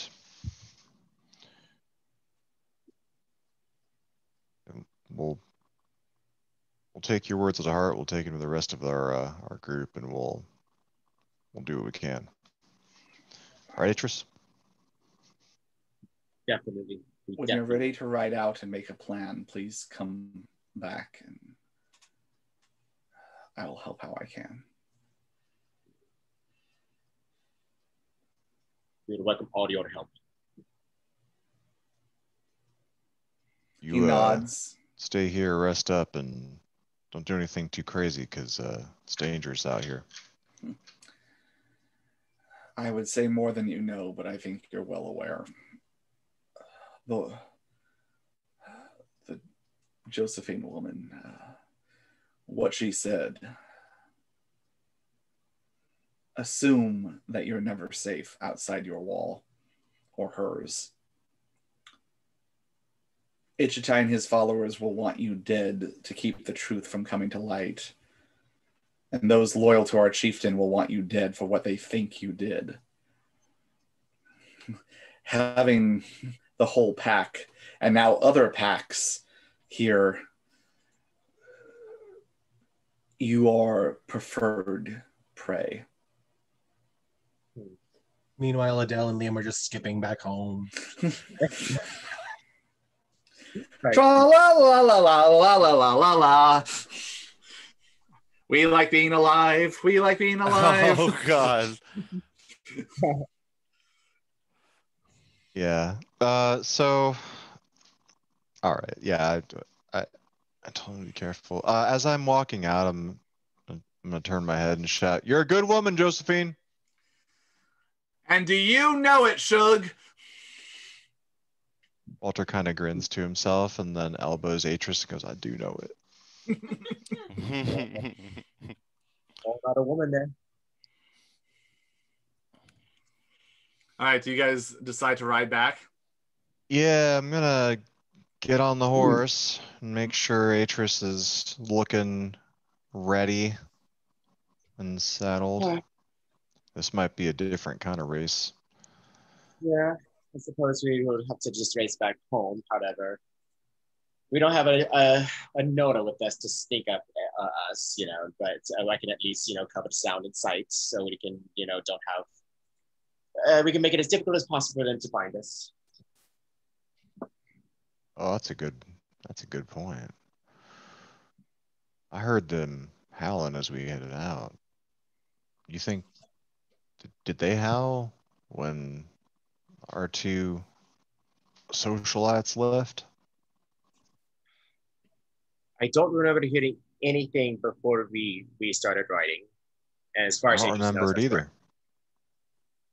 You guys do know that, just to line up the timelines, you only left a few moments after Liam and Sure. Adele left. Right. So Well, you were on the road at the same time, because you know that they were walking into town. So at around the same time you guys were on the road would be about when the howl happened.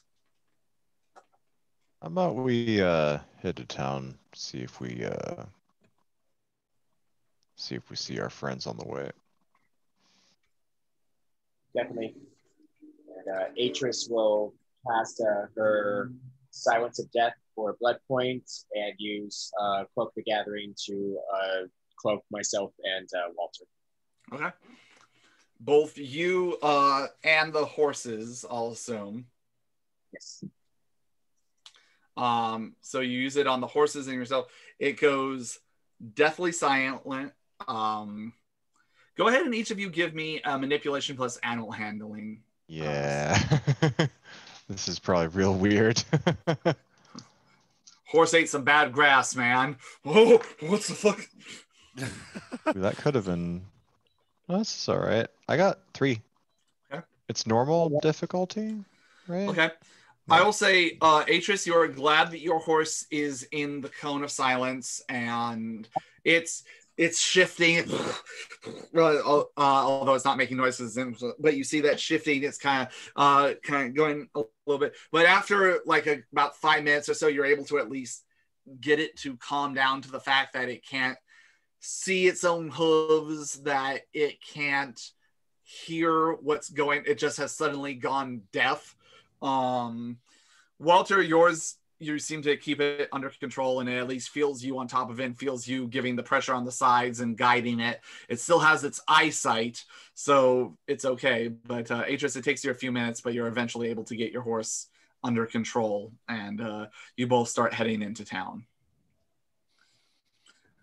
Wea, Yes, I'm playing tonight. Yeah, you are an owl. Oh yes. Oh yes. I am a hoot hoot indeed. Need your favorite hoot hoot. So you take off and you start flying in the direction that you figured this bar that Walter told you about, and that Adele mentioned in the vision, which I believe you took notes on, correct? Yeah, it's called the Primrose, I believe. Yeah, I did take notes on this. Yeah. He can be taught. I'm just saying, at this point, we have PETA, we have the Primrose. I'm waiting for Katniss to show up. You leave my cat out of this. See, Yeah, I thought you said PETA, like the animal rights group. Yeah, I heard that first. I started laughing so hard. It is pronounced PETA.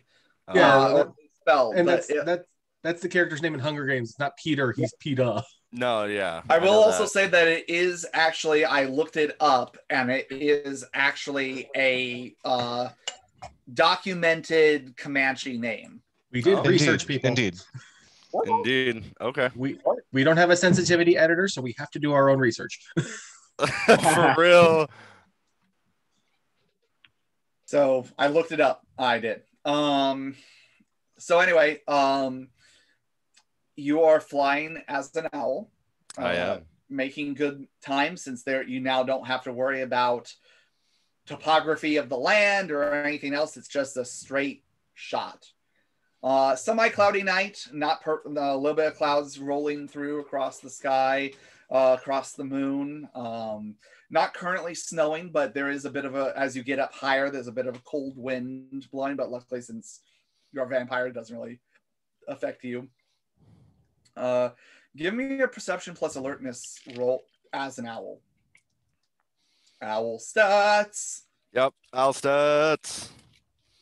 What's my alertness? I know the perception. I just don't know what the alertness should be was. pretty good. I mean, as an owl. It's maxed out. Yeah. Holy shit! 1, 2, 3, Oh, that's a D12. Okay, 1, 2, 3, 4. 9 successes. Holy shit. Okay. God damn, man. It's that owl perception, dude. Right. Okay. Let me just email you my notes. So first thing you notice when flying away from the homestead, I would say about a good half-mile out, you do see a couple of dark shapes that, with your big owl eyes looking down, you see a couple of wolves. Oh boy. And you know from your time as a wolf hunting with Sonoy over the past few decades, it's not so much a hunting pattern as it is these are sentinels. They are watching, they are observing, they are getting ready to alert the rest of the pack of movement and things like that.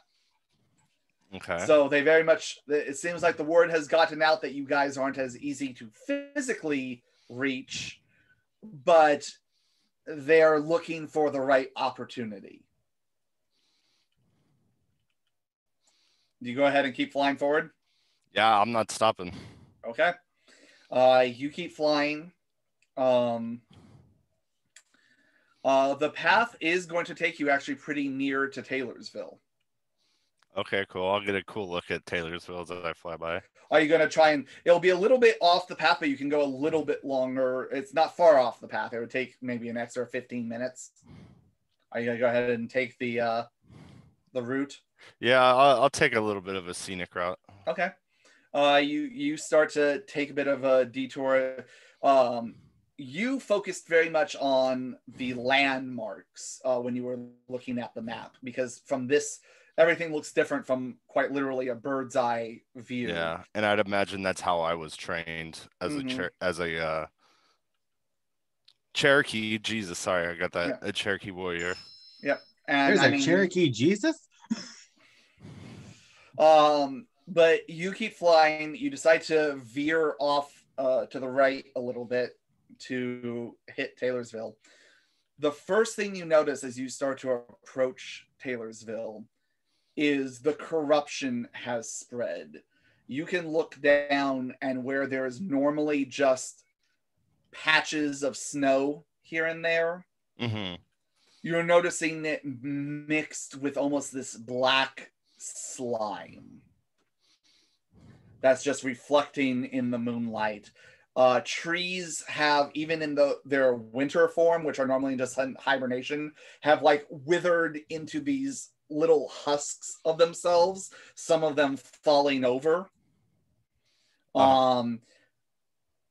When before, and you notice the rats, just these thousands upon thousands of, not all of them just up on the surface, but with your abilities as an owl between your eyesight and your hearing, you hear them, most of them subterranean under the ground, moving in these burrows that they've created for themselves. Every so often them popping up and looking. Some of them, I'll say with a 9 success, most of them look like normal rats, but every so often you'll see one pop up that is this larger pustuled. It's hard to tell from this distance, but it definitely looks like almost like mutated, like the ones that you guys fought in the well. Okay, so it looks like Liam's pet. And you kind of get the idea that like you just see them again. You're not stopping to observe. You're just doing a flyover, so you can't really pick up more than that. With 9 successes, I'll see you notice one more thing. Okay. You decide now, do you want to fly over the mine or do you want to fly over the encampment? I'll say you can pick one or the other unless you're planning on really delaying yourself. Mine or encampment?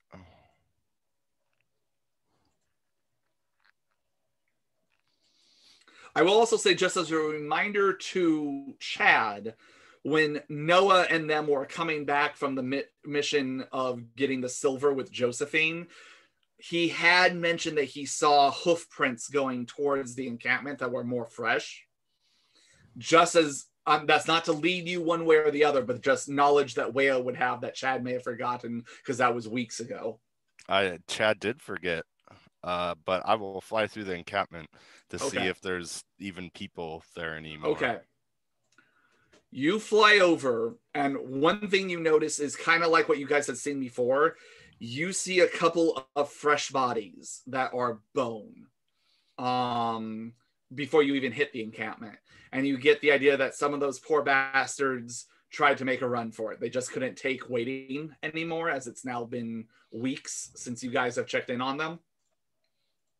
Mm-hmm. And a couple of those poor bastards tried to run and were killed and stripped clean by rats or whatever wild creatures were going.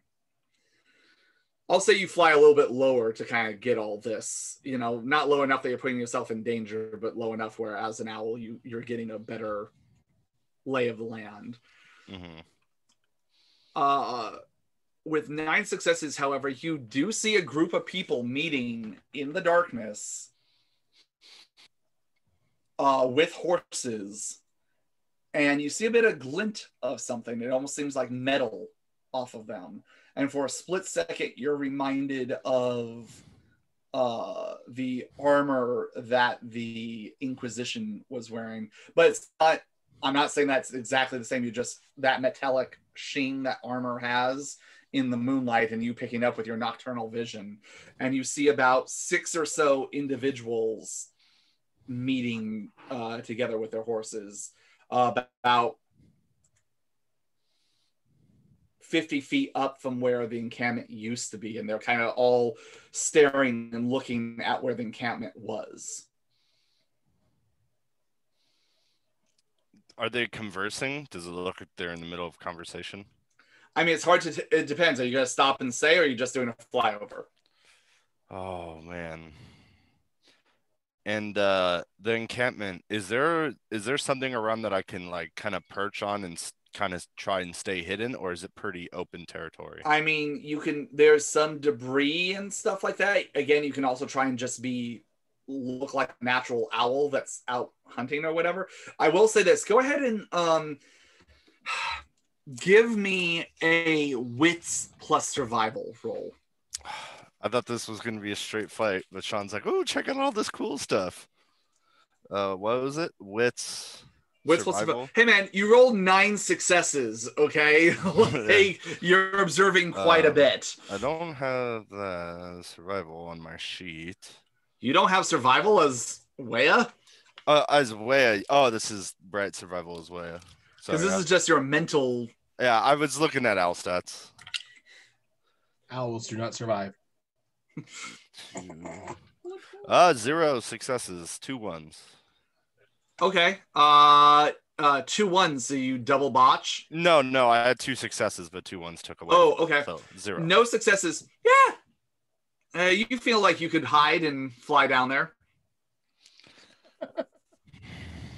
Well, I don't see anything convincing me otherwise. I feel pretty good as an owl. Thank you, dice gods. I'm gonna spend a little bit of time. I'll see what I can get. Okay. Are you gonna fly down to try and are you just watching, or are you gonna try and fly down to listen to them? I'm gonna fly down and try to find a spot that pretty much I'm gonna act like an ordinary owl, just landing and taking a break from flying. Okay. And I need you to give me a Dex plus Stealth roll, please. Owl stats. All right. Just for protection, I'm gonna use a willpower here.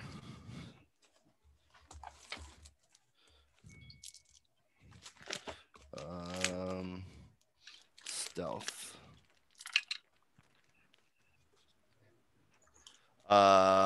3 successes. Okay.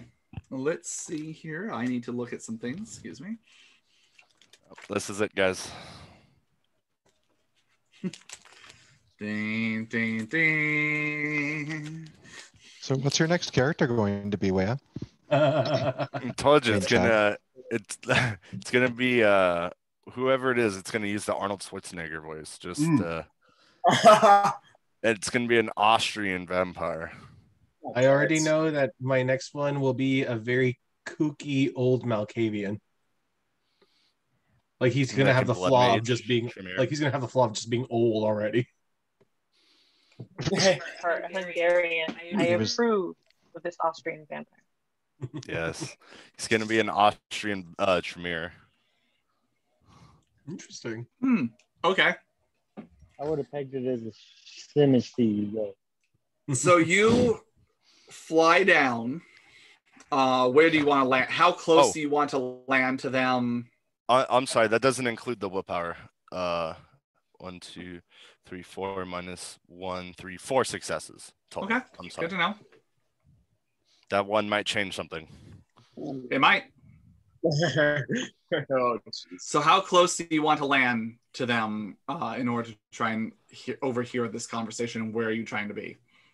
I'll say what you see is there are 6 individuals all on horseback, and they are looking at where the encampment was. At this point, you see bits and pieces of like an old wagon. You see a couple of dead bodies long since picked through. Some old mining gear and equipment.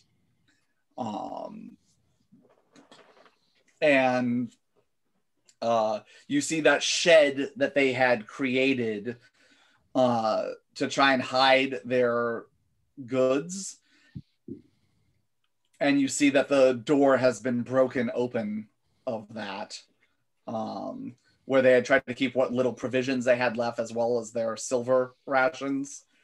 And you see these 6 individuals, and they are kind of standing, like I said, a good 50 feet back, all on horseback. And as you get closer, you notice that they are in, strangely enough, full plate armor.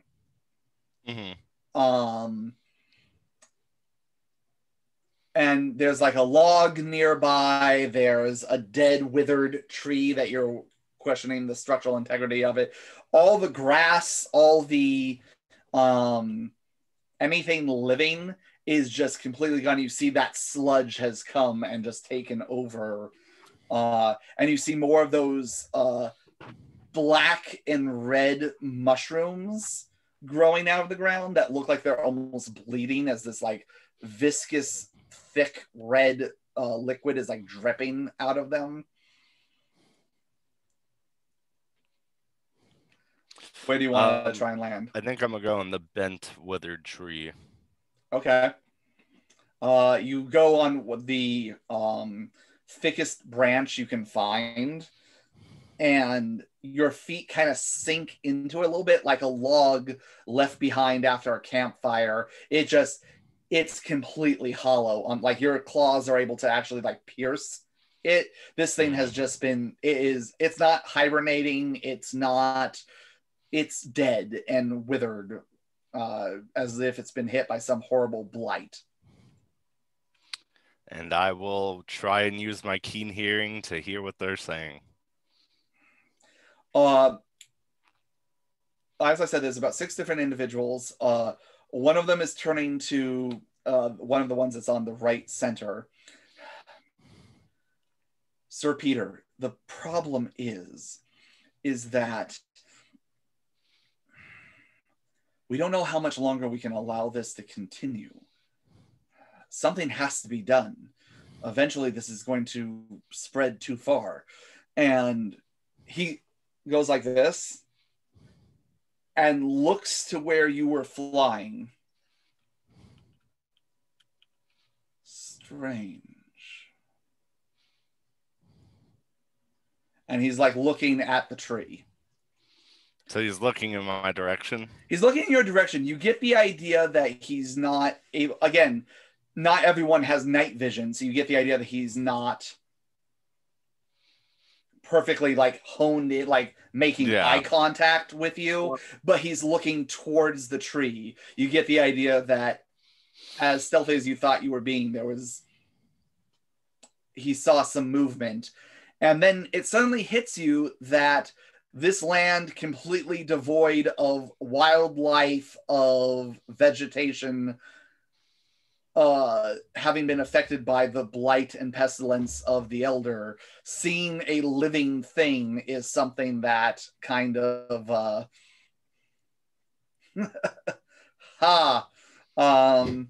is something that has drawn his attention. And the other thing you notice about this individual, I'll say, giving one more perception plus alertness roll. Let's see how your night vision's doing with this to see this.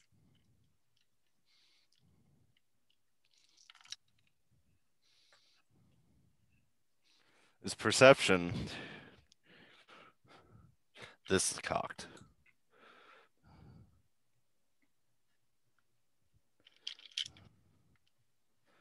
Nine again. I'll say with 9 successes, you notice one, this guy looks ugly as fuck. Turned up almost pig nose, pale skin, large, almost bat-like ears. But this guy in armor? Yeah. Okay. And boils all over his face. And you notice as he's talking 2 little things. And you also notice, I'll say this, you notice all of them are wearing a necklace with a gold chain and a Obsidian black cross on it. Oh, shit. You recognize this from description that Elizabeth once told you all about, of seeing that cross once before on one of the individuals who burnt down your guys' homestead all those years ago. Oh, shit. Is there any word from... And he goes, shh, I saw something. Is it one of the rats? No, this was... We need to move this meeting somewhere else. But what about Sir Reginald? Well,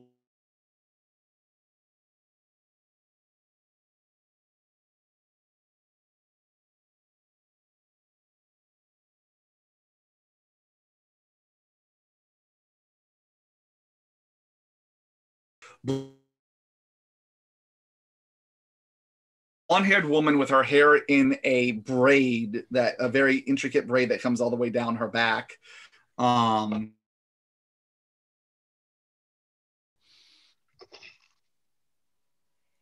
Okay. Are we back? Yeah, you are. I'm waiting for Atris to come back. You know, on both of our computers, everyone was frozen except for our personal screens. It was the exact opposite for us, and you were stuck at this place. Don't bring my looks into this. Don't worry, guys. We'll fix it in post. Oh yeah. Well, what I'm curious about is how much got recorded and how much didn't. What was the last thing you heard then? The last thing I heard was him saying we need to move this meeting somewhere else. Yes, that's what I remember. And Sir Reginald. That was why I made that face. Okay, so cool. You missed nothing. Okay. What else, Sir Reginald? And he said, "We'll deal with him as need be. We need to see where his loyalties lie." And he goes, "You two," and he points to one, a very attractive woman, seeming to be in her early 20s, also in armor, and hair braided down the back to the lower of her back. And then another one being a dark-skinned individual with a full black beard on him. Seems a little bit gruffer. Seems like he's in his late 30s, early 40s. You see a little bit of silver in his beard. Keep an eye on the mines. let me know if anything changes. Be safe, my brothers. One quick thing. Do I notice like something that indicates like a rank? I'll say with 9 successes, you notice that this guy that they referred to as Sir Peter, the one that's doing the talking, does seem to have a little bit fancier armor on him, the ugly dude. And you notice the one thing you do notice that's kind of nice about him is a clean-cut white beard. Dapper fuck. Very meticulously trimmed, and upkept. I need Wea to make a straight wits roll. The difficulty is going to be 9. Oh, what the fuck? Willpower for sure. Okay. Okay, we're gonna use the Vox Machina die and my die. In Matthew Mercer, we trust. 9, 10. 9, 10. So And that's a willpower. 3 successes. And then a 7. 3 Come on. successes. What's up? Okay, 3 was exactly what you needed in order to get this. At diff 9, you are horrible. Yeah. This was from many months ago, and this is making a taking little facts and making a huge connection. Wea, you remember a human prospector that you guys all met in Taylorsville as one of the ones kind of leading the encampment.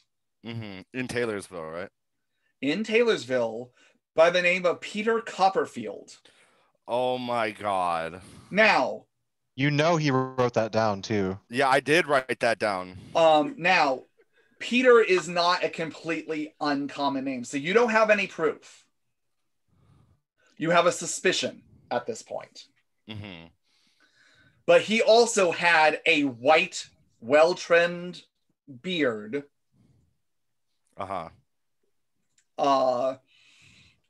As one of the survivors of the mine. Oh boy. But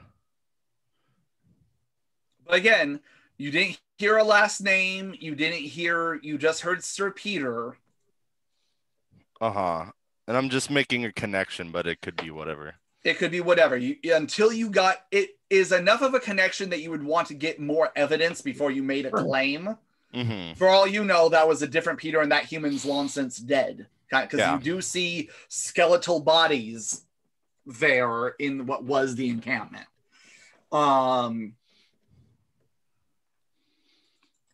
he goes, something that's a little bit confusing to you. You hear him say, "God be with us all." And they all turn to start to ride, and each of them vanish as they start to ride away. Does it look like obfuscation vanish? It does. Holy shit. And you do know that there are other clans, as you well know, between Atris and everything else. There are a couple of clans that can learn obfuscation. Not to mention that if someone does like what you guys do of sharing vitae, there's always a chance that people learned other skills. But the one in the ugly dude definitely had all the earmarks of a Nos. So the Peter guy, right? The Peter guy, correct. The other ones, it's impossible to tell who and what they were. They could have been ghouls, they could have been vamps, they could have been whatever. Gypsies, tramps, and thieves. Okay. But yeah, they did make reference to God. You saw the obsidian cross that they were each wearing. I did. Did I write that down? I sure hope I did. And again, it does some description match exactly what Elizabeth mentioned about what one of the people who was partaking in the burning of the homestead was wearing. Okay. And this is the first time you've heard of Sir Reginald. But that is what you notice with your 2 fucking 9 successes in a row. And I will take my leave for the rest of the episode. As you fly off, heading towards your destination. Holy shit. Okay. Okay. Getting back. Liam and Adele. As you were leaving, you definitely did hear that off in the distance. Walk faster. Are you guys heading back to the homestead? Yep. As you do, you hear, and again, there's people laughing and talking. You hear people, the chit chat of, oh, thank God it's over. Yes, but we lost so many good people. You know, you hear people talking. There seems to be, it's a mixed vibe town of bittersweet, of half the people are glad that it seems the worst of whatever this illness was is done with. You have some people curious about what it was or how to prevent it from happening again. But then you just hear other people that are also just very sad. It just seems that one tragedy after another keeps on hitting this town, of just as they were starting to rebuild from the physical damage of the stampede. Now it seems that they lost a good number of people. How many, you would have to ask maybe a little bit more in depth, but it does seem that they lost some more people to the illness. But you are making your before or after the earthquake? Well, they were after. I remember. Yes, a muscular ginger appears, and seems what you are in need of is a hero with some Danny DeVito looking motherfucker near him. But you guys start making your way through town, out of town. And you hear, as you see 2 horses coming up, and you see Walter and Atris riding with some haste towards you guys. We're riding with some stealth. Oh, right, that's right. Well, I mean, you guys... but I would make myself probably... Yeah, how would I do this? They were obfuscated, and they had the silence. Yeah, so of death. never mind. Excuse me, my mistake. You hear fuck all... Adele, look at that clumsy dust just popping up over there for no good reason. That is actually something to think about. You guys actually do see a dust trail that seems to be coming towards you, because the dust is not obfuscated. Luckily, there's not a lot of dust because it's winter and there's snow. So, but we can still see the forest. If Walter kind of heads ahead by half a foot or whatever and starts leading like straight at these 2, does Atris follow me? Noah, by the way, we'll get to you having that interaction. I see your note. Oh. If you obfuscate and they're ignoring you, do they notice footprints in the snow? They can if they're looking around. It's one of those things of you yourself are obfuscated, but leavings and stuff like that, you still leave a trail. You're not floating above the ground. Probably different power there, levitation. Yeah. So I'll say you guys are enough. You're still in town, but you're not in the main thoroughfare enough where you don't feel like you're being observed. So if you guys want to make yourself known, you can. All right. We'll go ahead. I'll go ahead. Just go ahead and drop everything. Okay. Adele and Liam suddenly just manifesting right in front of you, or Walter and Atris on horseback. No, they're still heading towards us? No, at this point, they're like literally like just right next to you guys. God damn it. I'm so glad I can't smell things. Surprise!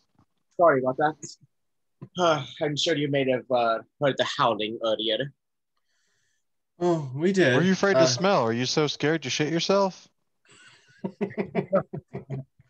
Oh, I would never spend the blood for it. Well, I'm just gonna reach up my hand to Atris. May I join you on your horse? Of course.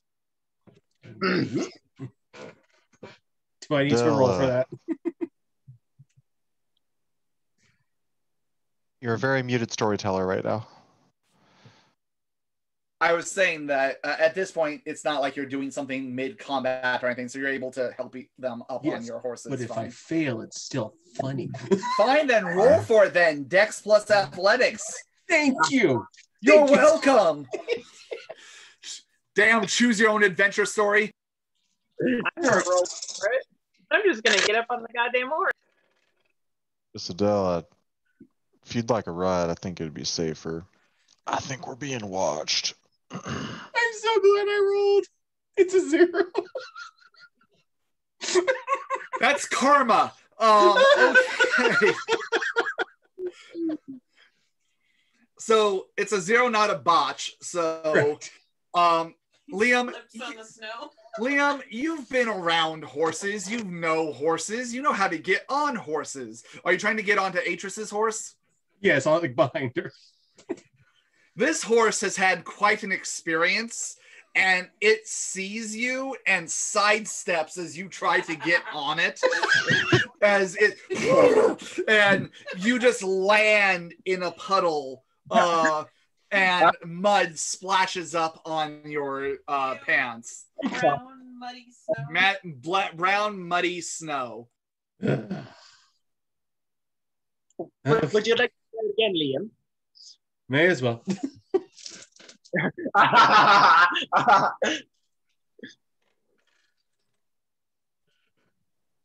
Okay, that's better. That's 4 successes.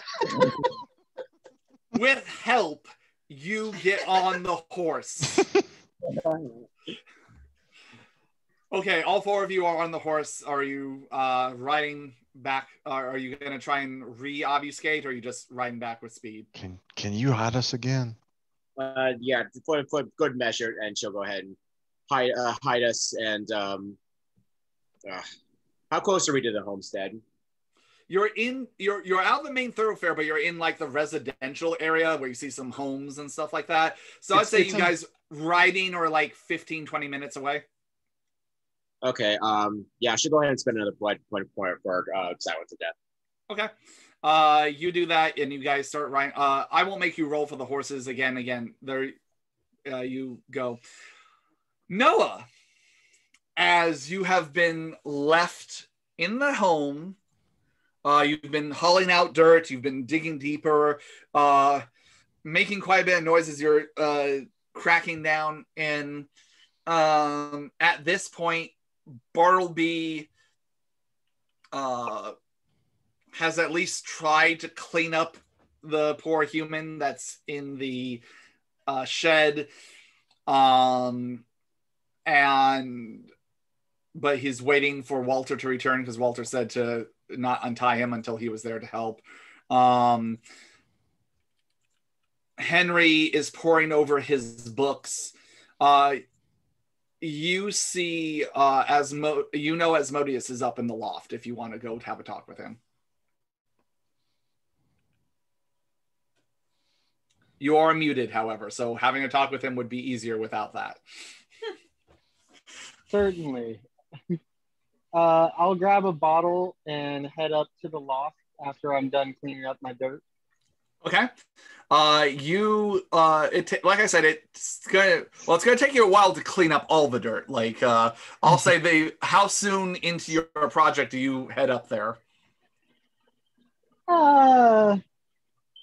I don't need to clean it all. I'll just cast conceal over what's left of the pile of dirt in the hole. And I'm just gonna make it look like the ground was never touched. It's just floorboards. Well, I'll say it's gonna be a little bit hard to make it look like floorboards. You can make it look like a filled-in hole. Now, if you Can I want just to put make him like if you ignore want to it? put like a carpet or something over it, or slide a piece of furniture over the hole to try and hide it a little bit. Take the dirt.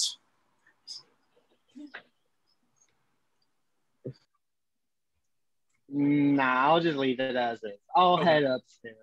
Okay. You see Asmodeus up there, and you see that he, on the one bed that's up there, he has his guns out, and he has broken them down, and he is oiling and rubbing them down as he is cleaning them. You notice the four very elaborate pistols that, as you get closer, you notice there's definitely images etched onto them, on both the handles and on the barrel. You notice a rifle, again, very expensive looking, with almost silver worked into the high quality wood, and etchings in there. There's some kind of pictures on there. You'd have to get closer to see what exactly they are, but you notice those. And there's also a shotgun that, again, looks extremely elaborate. And yeah, that's what you notice him breaking down. And those 6 different guns are all being cleaned, meticulously taken care of. Howdy there. Looks like you're doing some thirsty work. Boy, howdy, am I always thirsty. Well, I had a few things I wish to talk to you about if you're not too busy. You have till I finish this, and go. So I see you're very experienced, and I just want a little bit of help training this pet because I don't know how to tell him not to tell our secrets.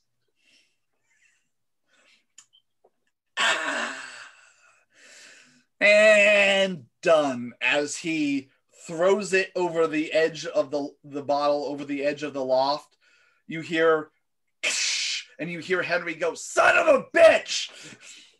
Out of nowhere, Liam just feels his eye twinge. And he, Oh, no. so you got yourself a new little plaything, and you want to make sure it's not going to turn on you, huh?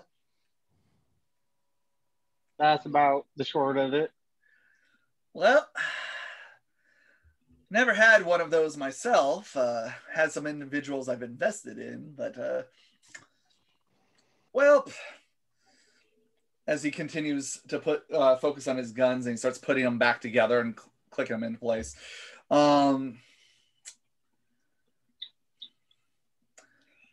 Once you get them bloodbound, they're hard pressed to disobey you as long as you keep them nearby. But there have been stories. All right, what's it worth to you? Well, I certainly got connections with the town drunk, and I'm sure he's got more than enough bottles at his supply. I can certainly ask him to drop by every now and then. Maybe tell a tall tale with us. See where we can find out. Weasel out of this little rat. He looks you over. Go ahead and make a charisma plus expression roll.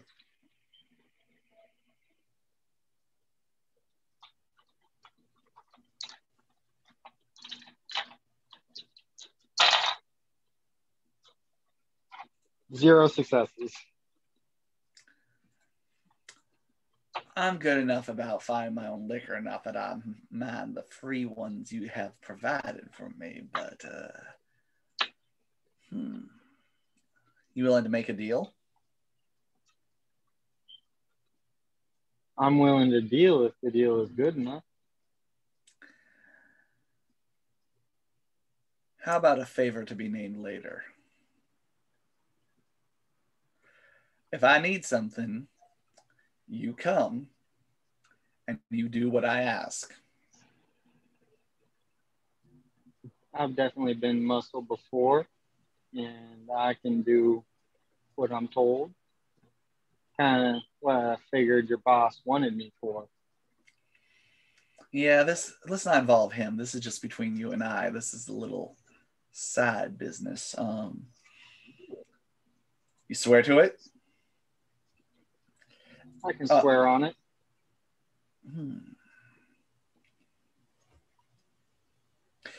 Give me a perception plus awareness roll.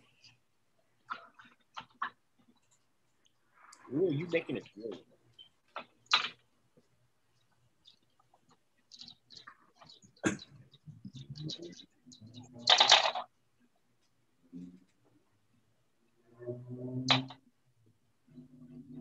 So I've got 3 successes. It's hard to tell if it was just a flash of the candlelight that's up there, but those all black eyes of his, with except for those red irises, the red irises seem to flash for just a second, and he extends his hand.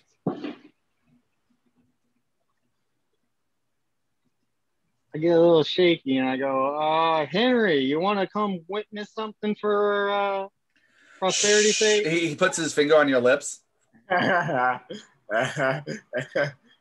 This is between you and me.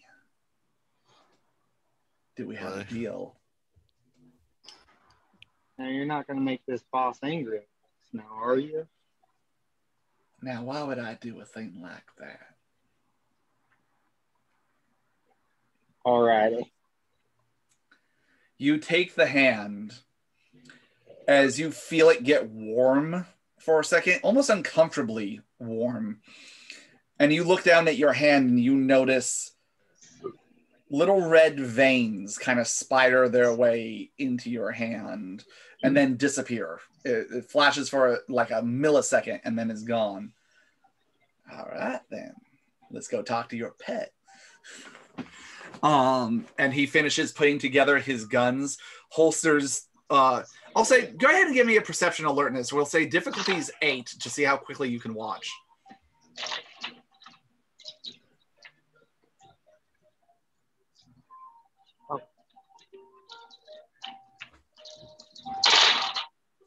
Wait, ice cream.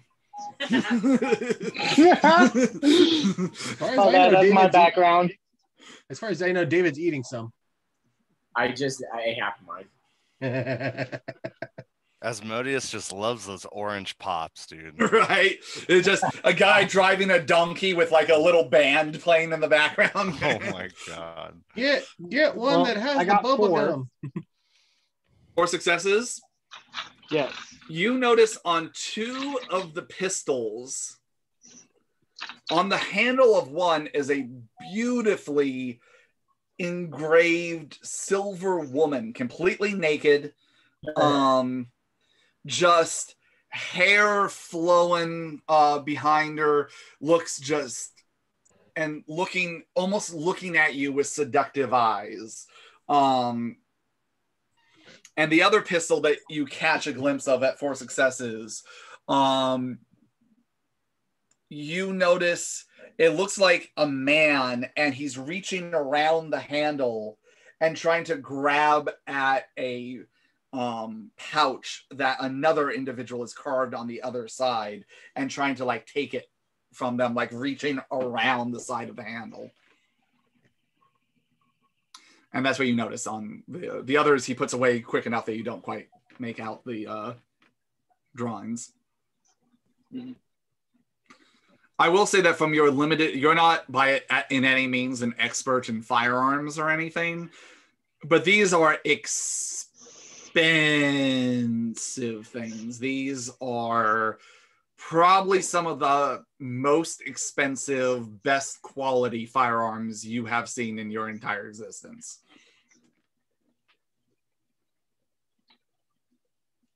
Selling just one of them would probably set up a person for over a year. Mm-hmm. Those mighty fancy hand irons there. That is indeed true, my stinky friend. I sure hope that they come to our rescue. Don't worry.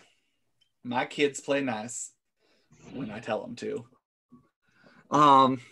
Just come on. Matt's not getting any younger. And he comes down the stairs, and you see Henry cleaning up some glass shards that landed right on his table. And he's just staring, and you see his hand for a split second is going for his equally very nice sidearms. And Asmodeus smiles at him and goes, "Oh, go ahead and try it, fresh blood. See what happens." And Henry just thinks for a minute, and he adjusts his glasses, and he looks at you like, who the fuck is this guy? I just gave a Henry, no, not right now, Henry. As soon as Asmodeus gets far enough where like he's not in line with Henry, Henry's just giving him one of these and goes back to studying. You guys make it out to the barn. As you see your bound prey sitting there has found a rusty nail and is trying to like rub against it with the ropes kind of thing and trying to get out of there.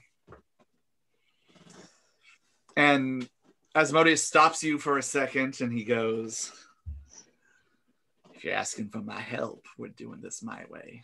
Don't interrupt." Daddy won't say a word. And he grabs him and he pulls him up, and just Asmodeus has not even tried to do Blush of Health. I mean, full pale, fangs extended. Now listen here. That over there, and he nods to you. Boy, you've been dancing with the devil for long enough, and it's time for you to stop being such a cock tease and put out. You made your deals. Oh, I can smell it on you. Now listen, you think what we did to your kin was horrible? Was it bad? Was it awful to see what happened to them? That ain't nothing to what's happened to you. People talk about hell, but they don't know what hell is. They think hell is all fire and brimstone. Look in my eyes, son. This is hell. And it's just, you suddenly hear the tinkling of water hitting the ground as this guy is just pissing himself. I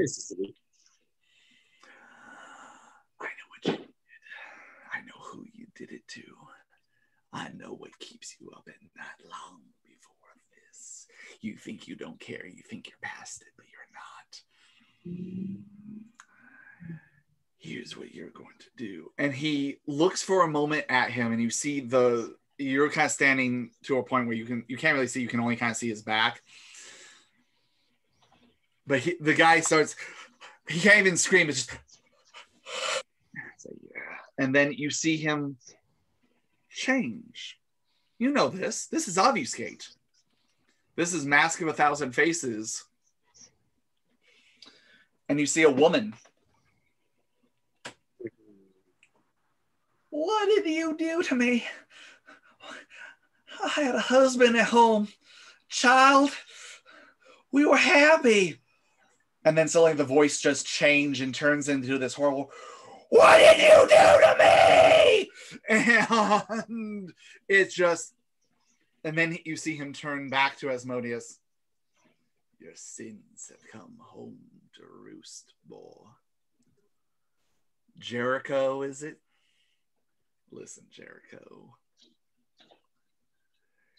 This here's your new master. You made that deal all those times. Each time you signed your name deeper in blood, you're drowning in it. If we end your existence,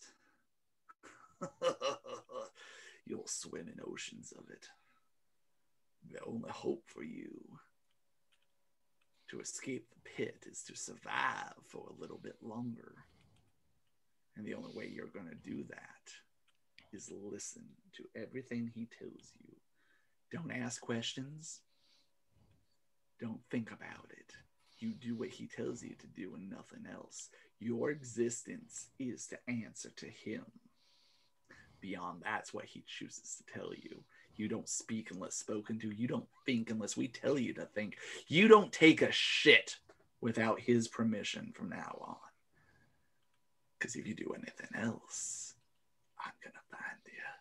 And then we're going to play for a long, long time. People say eternity, but it's just a word. I'll make it a reality.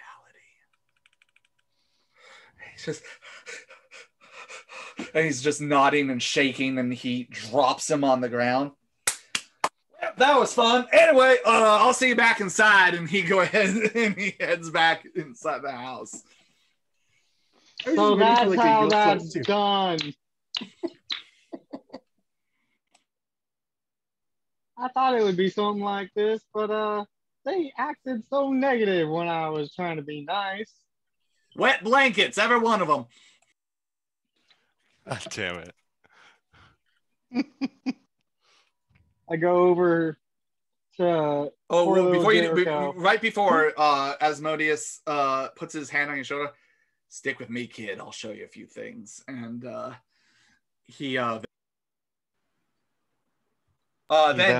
after that, he then walks out, and you hear the door open back up. How's it going, Four Eyes? And he keeps on walking back inside. And you are alone with Jericho, Crowley in the barn.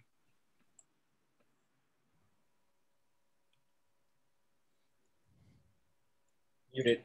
You're muted. No way, you're still muted. Now, my little Jericho, I sure hope that did not scare you too much. We do want to treat you nicely. We just have to make sure you understand our little situation. Or living circumstances, if you will. I understand. I understand. Just please don't hurt me. Don't bring him back. I'm never going to have to hurt you. Because you don't get to die until I say so. And I'll walk away on that note. This is so fucked. Oh my god. I'm going to need you to make another self-conscious roll, please. Oh no, I'm just trying to scare him. Drop the You humanity. succeeded! You fucking succeeded! I wasn't going to kill you. I was just wanted to cut you a little. That's the episode title. I just wanted to scare him. I'm down for that if everyone agrees. 2 successes. You feel shitty. Like, you honestly, like, as someone who has been the heel of society for a long time, and now as a Nos, even amongst the kindred, your people are hated and feared and everything. This is giving into a very darker side of yourself that you didn't even knew you had. And you're wondering, why did I do that? Oh my God. And then you're looking kind of at your hand a little bit, and the remembering the pact that you made with Asmodeus, and you're wondering a little bit of who you just got in bed with. Indeed. I don't really know how I'm going to deal with this. I'm really going to have to treat that boy nice after this.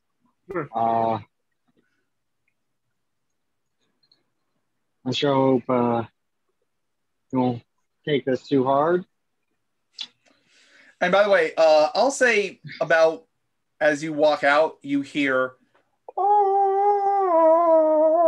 And now all the timelines are in sync. Well done, Sean. 4 timelines. Good job.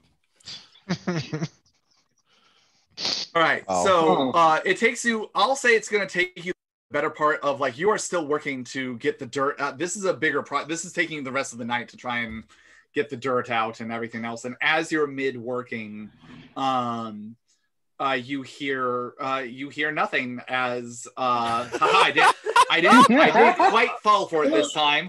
I love it, dude. As Walter, Atris, Liam, Adele, you ride back up to the homestead. However, as you're riding, I do want you all to give me a perception plus alertness roll. Oh boy. Alertness. 4 successes.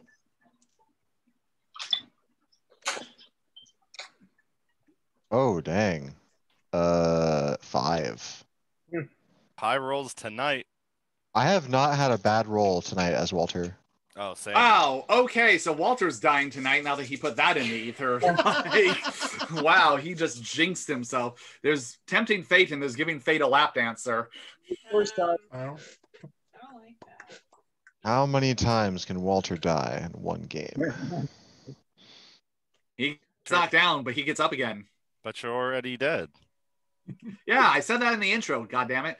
Okay, so all of you, Liam, it takes you a little bit, but you eventually notice this too. As you guys are writing, they don't seem to be aware of you.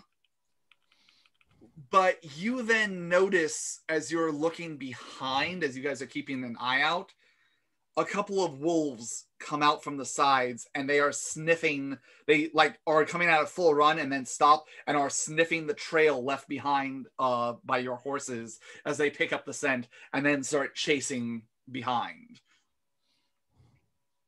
So they are somewhat aware wolves. Yes. And they're a werewolf and a werewolf. But yeah, they don't seem to like see you, but they've picked up the scent and they're now, there's about 4 of them and they're running to catch up. We're really not communicating with each other. I think the only thing we're going to do is just going to try to ride harder. Okay, so I need those riding, which is doing the ride, which is Walter and Atris. Give me a Dex plus ride. A die. Oh boy. A Dex side. Ask your doctor if Dex side is right for you. Is it a dried roll? How many successes, Atris? 5. 5, perfect. A lot, unless these rerolls are bad. Shit. What did we say about fate earlier? Oh yeah, we did say something about that.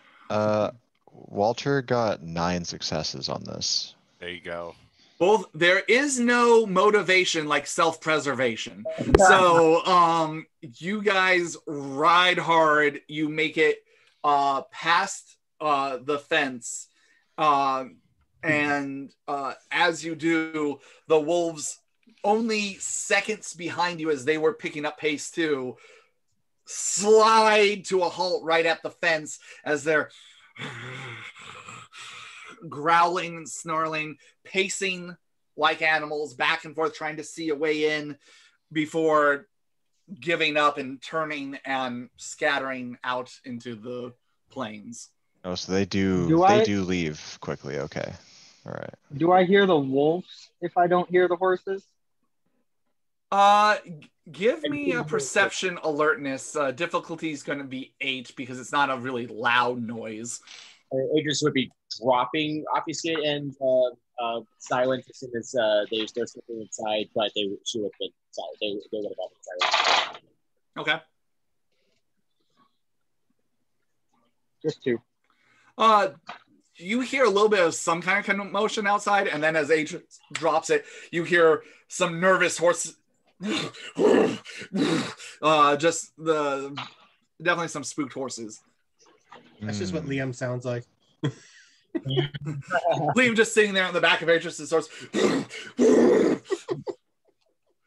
They're there. Nailed it. Someone's home, Oz.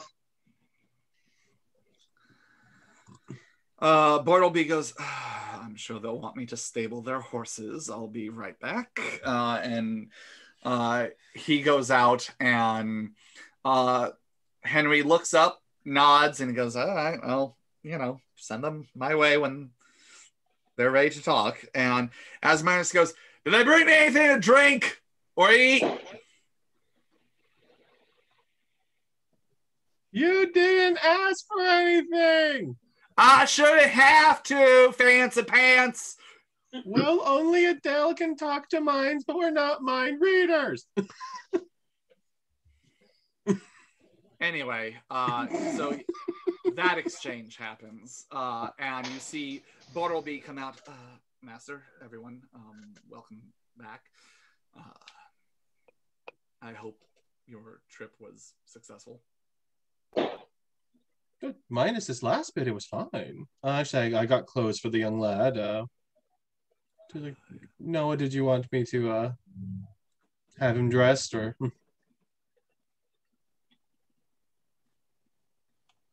It's fine by me if you wish to do it yourself, but he's a full-grown lad. He'd be happy to have a change of clothes. Well, has he calmed down a little at least? Oh, certainly. He's in a whole new mood. Well, that's good to hear. Liam will just take the clothes and walk with Bartleby and the horse to the barn. Bartleby, I assume you all dismount. Bartleby takes your horses by the reins and starts to lead them into the barn. You get in there. Bartleby starts getting the horses into the stables and making sure they have fresh hay and water and things like that. Brushes them down a bit. Starts doing the normal stable hand things. As Liam, you walk up and you see this guy just in full. He can't really move because he's still in like rope binds, but his knees are tucked up to his chest as much as fetal position as he can get, and he's just like silently, oh dear Lord, please get me out of this. I know I did wrong, but please have mercy on me. Am I interrupting something? No, nothing. I brought you a change of clothing. Okay. We want you to be comfortable here. I know that you're a bit terrified. No, don't tell him I'm upset. Don't tell him I'm upset at all. I'm fine. I'm perfectly happy here. No. Don't worry. And is he looking at me? Mm-hmm. I'm actually going to use Mesmerize. Okay. And I'm going to try and adjust his memory. Okay. Do you feed him a cupcake first? Sorry, not Mesmerize. It's Forgetful Mind, I think it is. Hold on. Insider joke on that one. Do you see how I break apart the cupcake? Okay, so. I understood that reference. Oh, so sorry. It's been like a hot minute since I've done this. So the difficulty is his current willpower. Your difficulty is 2. So it's my wits plus subterfuge. And then the thing is on 154.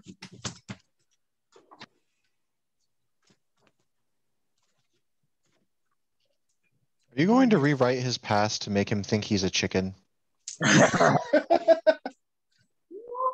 Don't give him any ideas.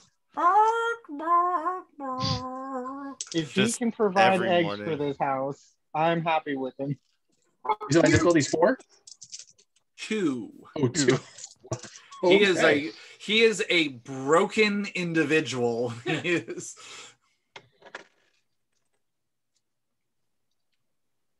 He's seen some shit. I got 6 successes. Yeah. Now you And do my remember seven- that.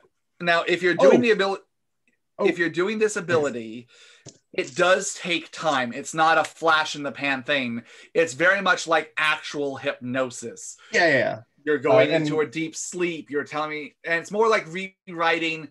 Oh, tell me about what happened. Oh, this horrible thing happened. No, it didn't. Don't you remember? Under 5 successes, You gaslight the fuck out of this guy.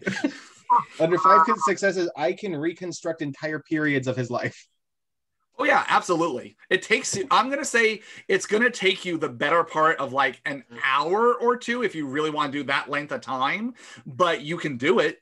I just kind of want to do the last few days of how he met us and why he's with us. Okay, also it still takes you at least a half an hour to do. Okay. So, I know you've got questions. I want to clear some things up for you. At this point, he's kind of in the trance state. What's going on? Who are you people? Oh, no. We're your friends. You recently discovered the horrible things your family was doing, and you found God in all his glory. I did? You did. And you wanted to do right. So when a lawman came into town, you turned your family in, and you sought sanctuary with us. But none made you feel as safe and as powerful as that man Noah. He was a life raft, an ark, if you will, that pulled you from the darkness. And ever since then, you have, yes. And ever since then, you have devoted yourself to his cause and the people that live here to better yourself. So rest easy. All right. And change your fucking clothes. I'll change my fucking clothes.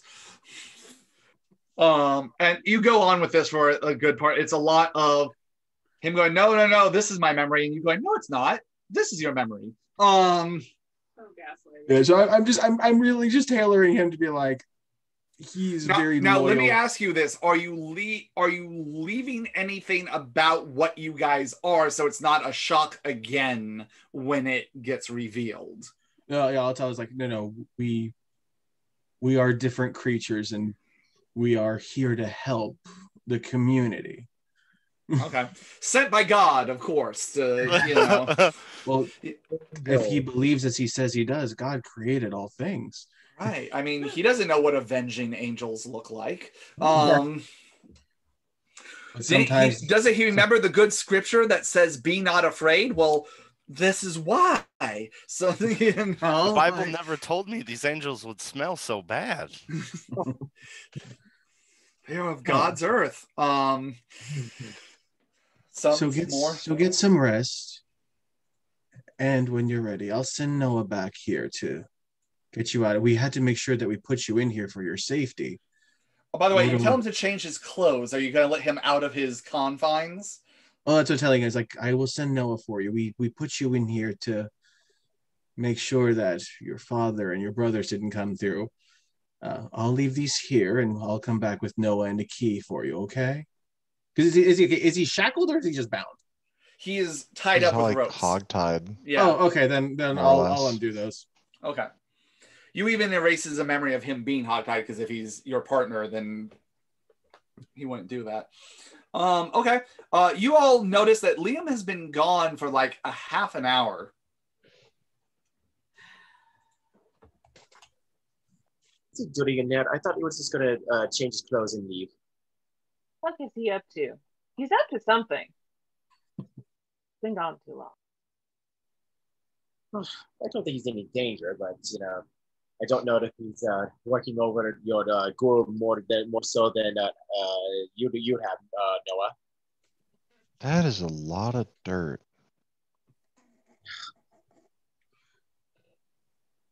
Well, I don't think he's in danger. He's just up to something. I will say that you all notice Noah, you said you did try to at least cover the hole a little bit. Yeah, I tried to clean up, but I gave up my efforts of covering. Okay. Then you guys still notice the hole, but you at least see that at least I'd say about half of the dirt that was in the living room is now, you notice it in a pile outside your front door. And as Modius is sitting up there and he's just let's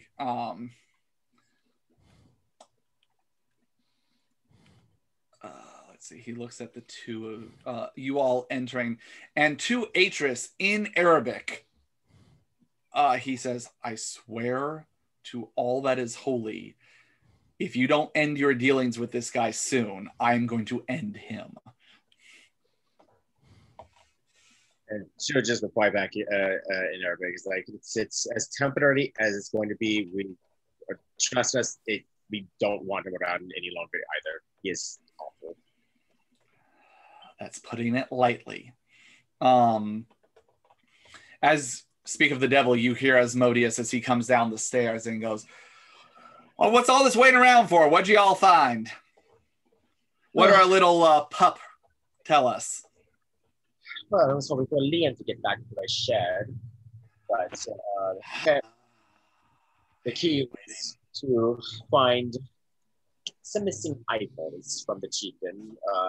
Our friend thinks that they're the key to proving that his son was the one who killed them, not us. We gotta catch a murderer red-handed for regicide or some chieficide. Anyway, we gotta find out who done it, and if we want to make this way easier on us. Now, I love shooting bad guys as much as you do. I know that's a tall order, but you gotta believe me. And Walter just like spins a revolver a few times and then reholsters it and goes on to say, apparently there's a easy controversy to uncover if we just find these couple artifacts, these eyes, and pin it on the current chief right before we go after him. There's kind of a deal here to be struck because it's not just the local werewolves anymore. There's more of them from around. And as far as we could tell, we weren't getting lied to, and we kind of made a deal that's built upon us not being lied to here. So if what I heard's right, it looks like we're not just dealing with the same tribe of werewolves. It looks like we're being targeted and hunted, not just as enemies, but as these assassins now. So if we can break them apart, we can just divide them up, conquer who we want, and drive them out. I'll say at this point they wait around for a little bit. Liam, you come back into the room. Noah,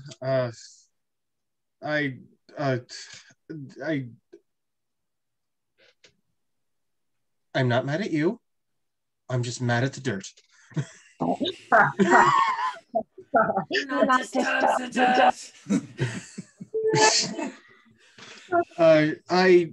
Your pet was a little, broken, and I fixed him.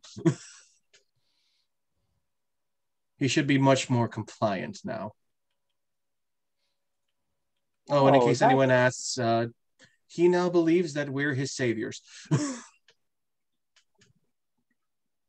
Okay, so that's something. I thought he was already ready to listen after me and Oz had a talk.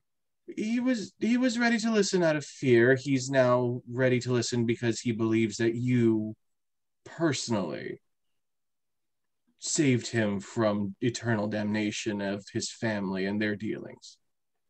So by the way, you all catch on to what Noah says of that him and Asmodeus had a talk with the guy. I just look at Asmodeus.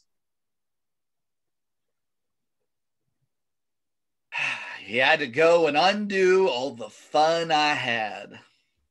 Oh, well, there's always more to find, but he was willing to comply just fine when I got done with him.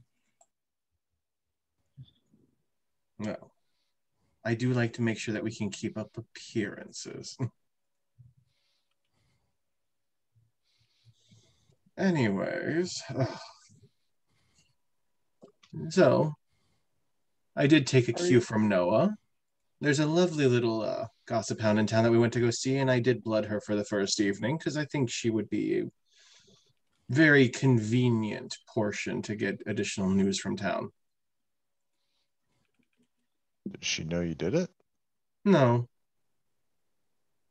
But she is very, very open to visitors and any news coming into town. And I have a feeling she'll spread anything I need to like wildfire. Oh, one would spread anything but her legs.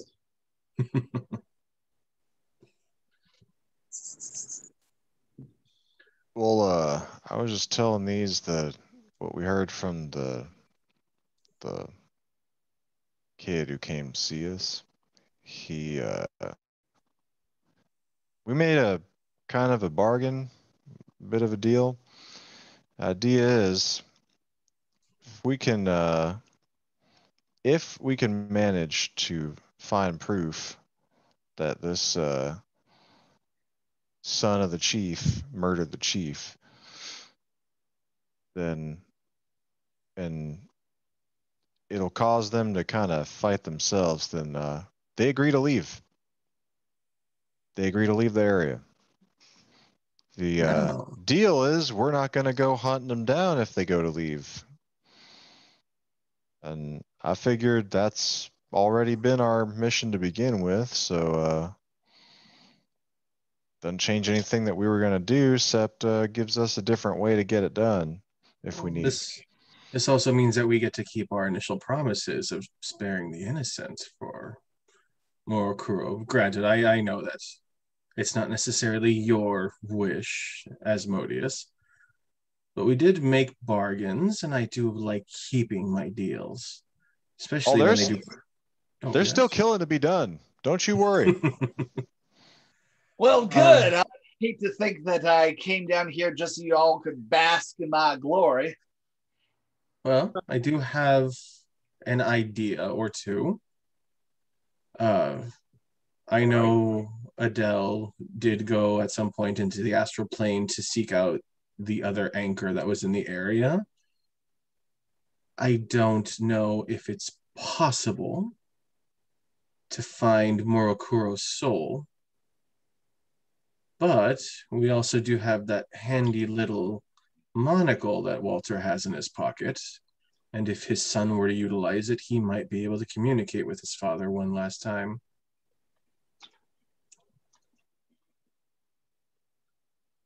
I'd say it's definitely worth a shot. If you so wish to give him that option. That's a useful sight. Speaking of useful sights, turns out the things we're looking for are the eyes that. Hold on one sec. Walter, did you tell the rest of the group that the he didn't. That's why I want to backtrack, because I realized I said that, but no, I don't actually know that. yeah. Do you share that information with the group that Pita is the son of the chief? Well, here, let me go ahead and amend what I said. Like, we can at least have him talk to his chieftain one last time. Maybe he can point us in the right direction. Walter would have conjectured. I already rambled a fair amount, and it added up to about a half hour. So I'd say that Walter tried to fill in all the details. Beatrice, anything you want to add? I'll replay the connection. As we pressed Peter, that was the young man's name, it became very apparent that he had more of a connection to them than just a god. He is apparently another one of the chieftain's sons. He didn't say it, but you could. We managed to get kind that. of a feeling. There is a lot of emotion that he was not able to hide. Sometimes inference is all you need. Indeed. Oh. Oh, Now that y'all it, bring it up, Insect. it sounds mighty fun to let the chief's son in power try and use this monocle and talk with his own father, possibly with witnesses or to be haunted for the next several months. well, for hauntings, that I do have an answer for. Because I do have this little pendant that we temporarily loaned to Mr. Black until we finish the job that calls the dead towards whoever's wearing it, and they don't like it. Or a little something like that, plus the monocle laying around, might just give him more contact than he asked for. Well, I'm a little hesitant to give the monocle to Itsutai because I'd rather us hold on to that, but this little pendant's a cursed little trinket that I don't want to utilize for myself. But for young Peta, if that's something anyone wants to offer him, that would be up to you, Walter. But it is an idea. But I'm not sure if Fidel can actually see anything on the astral plane as far as where those eyes might be emanating from. Pizza did offer his help. He didn't. I don't remember what he said. He knew where they were, but he at least was going to help us when he was able to stand more. He's still in pretty rough shape. He said he wants to come with us. We just got to give it the few days for him to mend and for us to be ready first. Oh. He's in real bad shape. We do need our, resident owl wolf friend to come back, so that's time. Oh yeah. I don't know. I don't know if you're suggesting this kid's been haunted by the chief. No. I'm suggesting that my little skull pendant, that's something that we could fill with vitae, and whoever is wearing it will be followed and cursed by the dead in a very physical manner.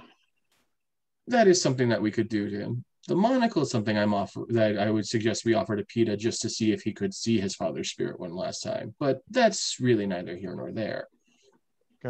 Yeah, well, if it is his father, if his spirit's hanging around, then yeah, we could see what he sees. Maybe he'll think maybe it would be a gift for him to experience that one time. Who knows? We'll definitely solidify for us. Now, Walter, while you were over there, did you happen to ask about how far along we are for our Gatling gun? Did you see any progress? Last I saw, it didn't look like it would be done in a day, but truth be told, I just wanted to kind of get back here with the news. So I didn't. Let's just say if Josephine finished on our big month-long pet project, she would have said something. Asmodeus seems very interested in this part of the conversation. Of course he is. All right. Henry speaks up and goes, well, if we have someone who's willing to guide you there, I don't know how much more you need me to translate, but I can keep doing it just to cover our bases. Cooperation would help. Very well. As I said, I'm willing to at least accompany you all and be backup to make sure your backs are watched. And Asmodeus speaks up, well, I'm there. Just point me in the right direction and I'll be happy to shoot me some dogs. But if we have to wait a couple of days, I'm sure I can find a way to keep myself amused the next couple of days. Yes, I'm sure those fingers are rather itchy. Well, you might be interested to hear then that as soon as we left here, there was some howling off in the distance, and on our way back, thanks to us cloaking, they only barely found us, but there were wolves chasing after us. chasing all the way right up to our threshold. So apparently if you're wanting to find some friends to wrestle with, you don't gotta walk too far. Well, that sounds like a mighty good time. And I think you guys plan. I think we're gonna end it there for tonight. So everyone at home, we will pick this up. Wea, we will pick up how your adventure has been going. So you've had to kind of, no pun intended, sit in the wings a little bit. But we'll pick up with Wea, and then seeing what you guys do over the next couple of days while things get concluded. Looks like we have the makings of a plan, so we're going to see how that pans out. And then continue with perhaps your guys' excursion to the Lupine encampment. So thank you everyone at home for watching. If you've enjoyed what you've been seeing, go ahead and like and subscribe, comment below, ask us questions, make comments, share with your friends. And until then, keep your fangs and your wits sharp, and we'll see you next time on Tumbleweeds and Tombstones. Bye.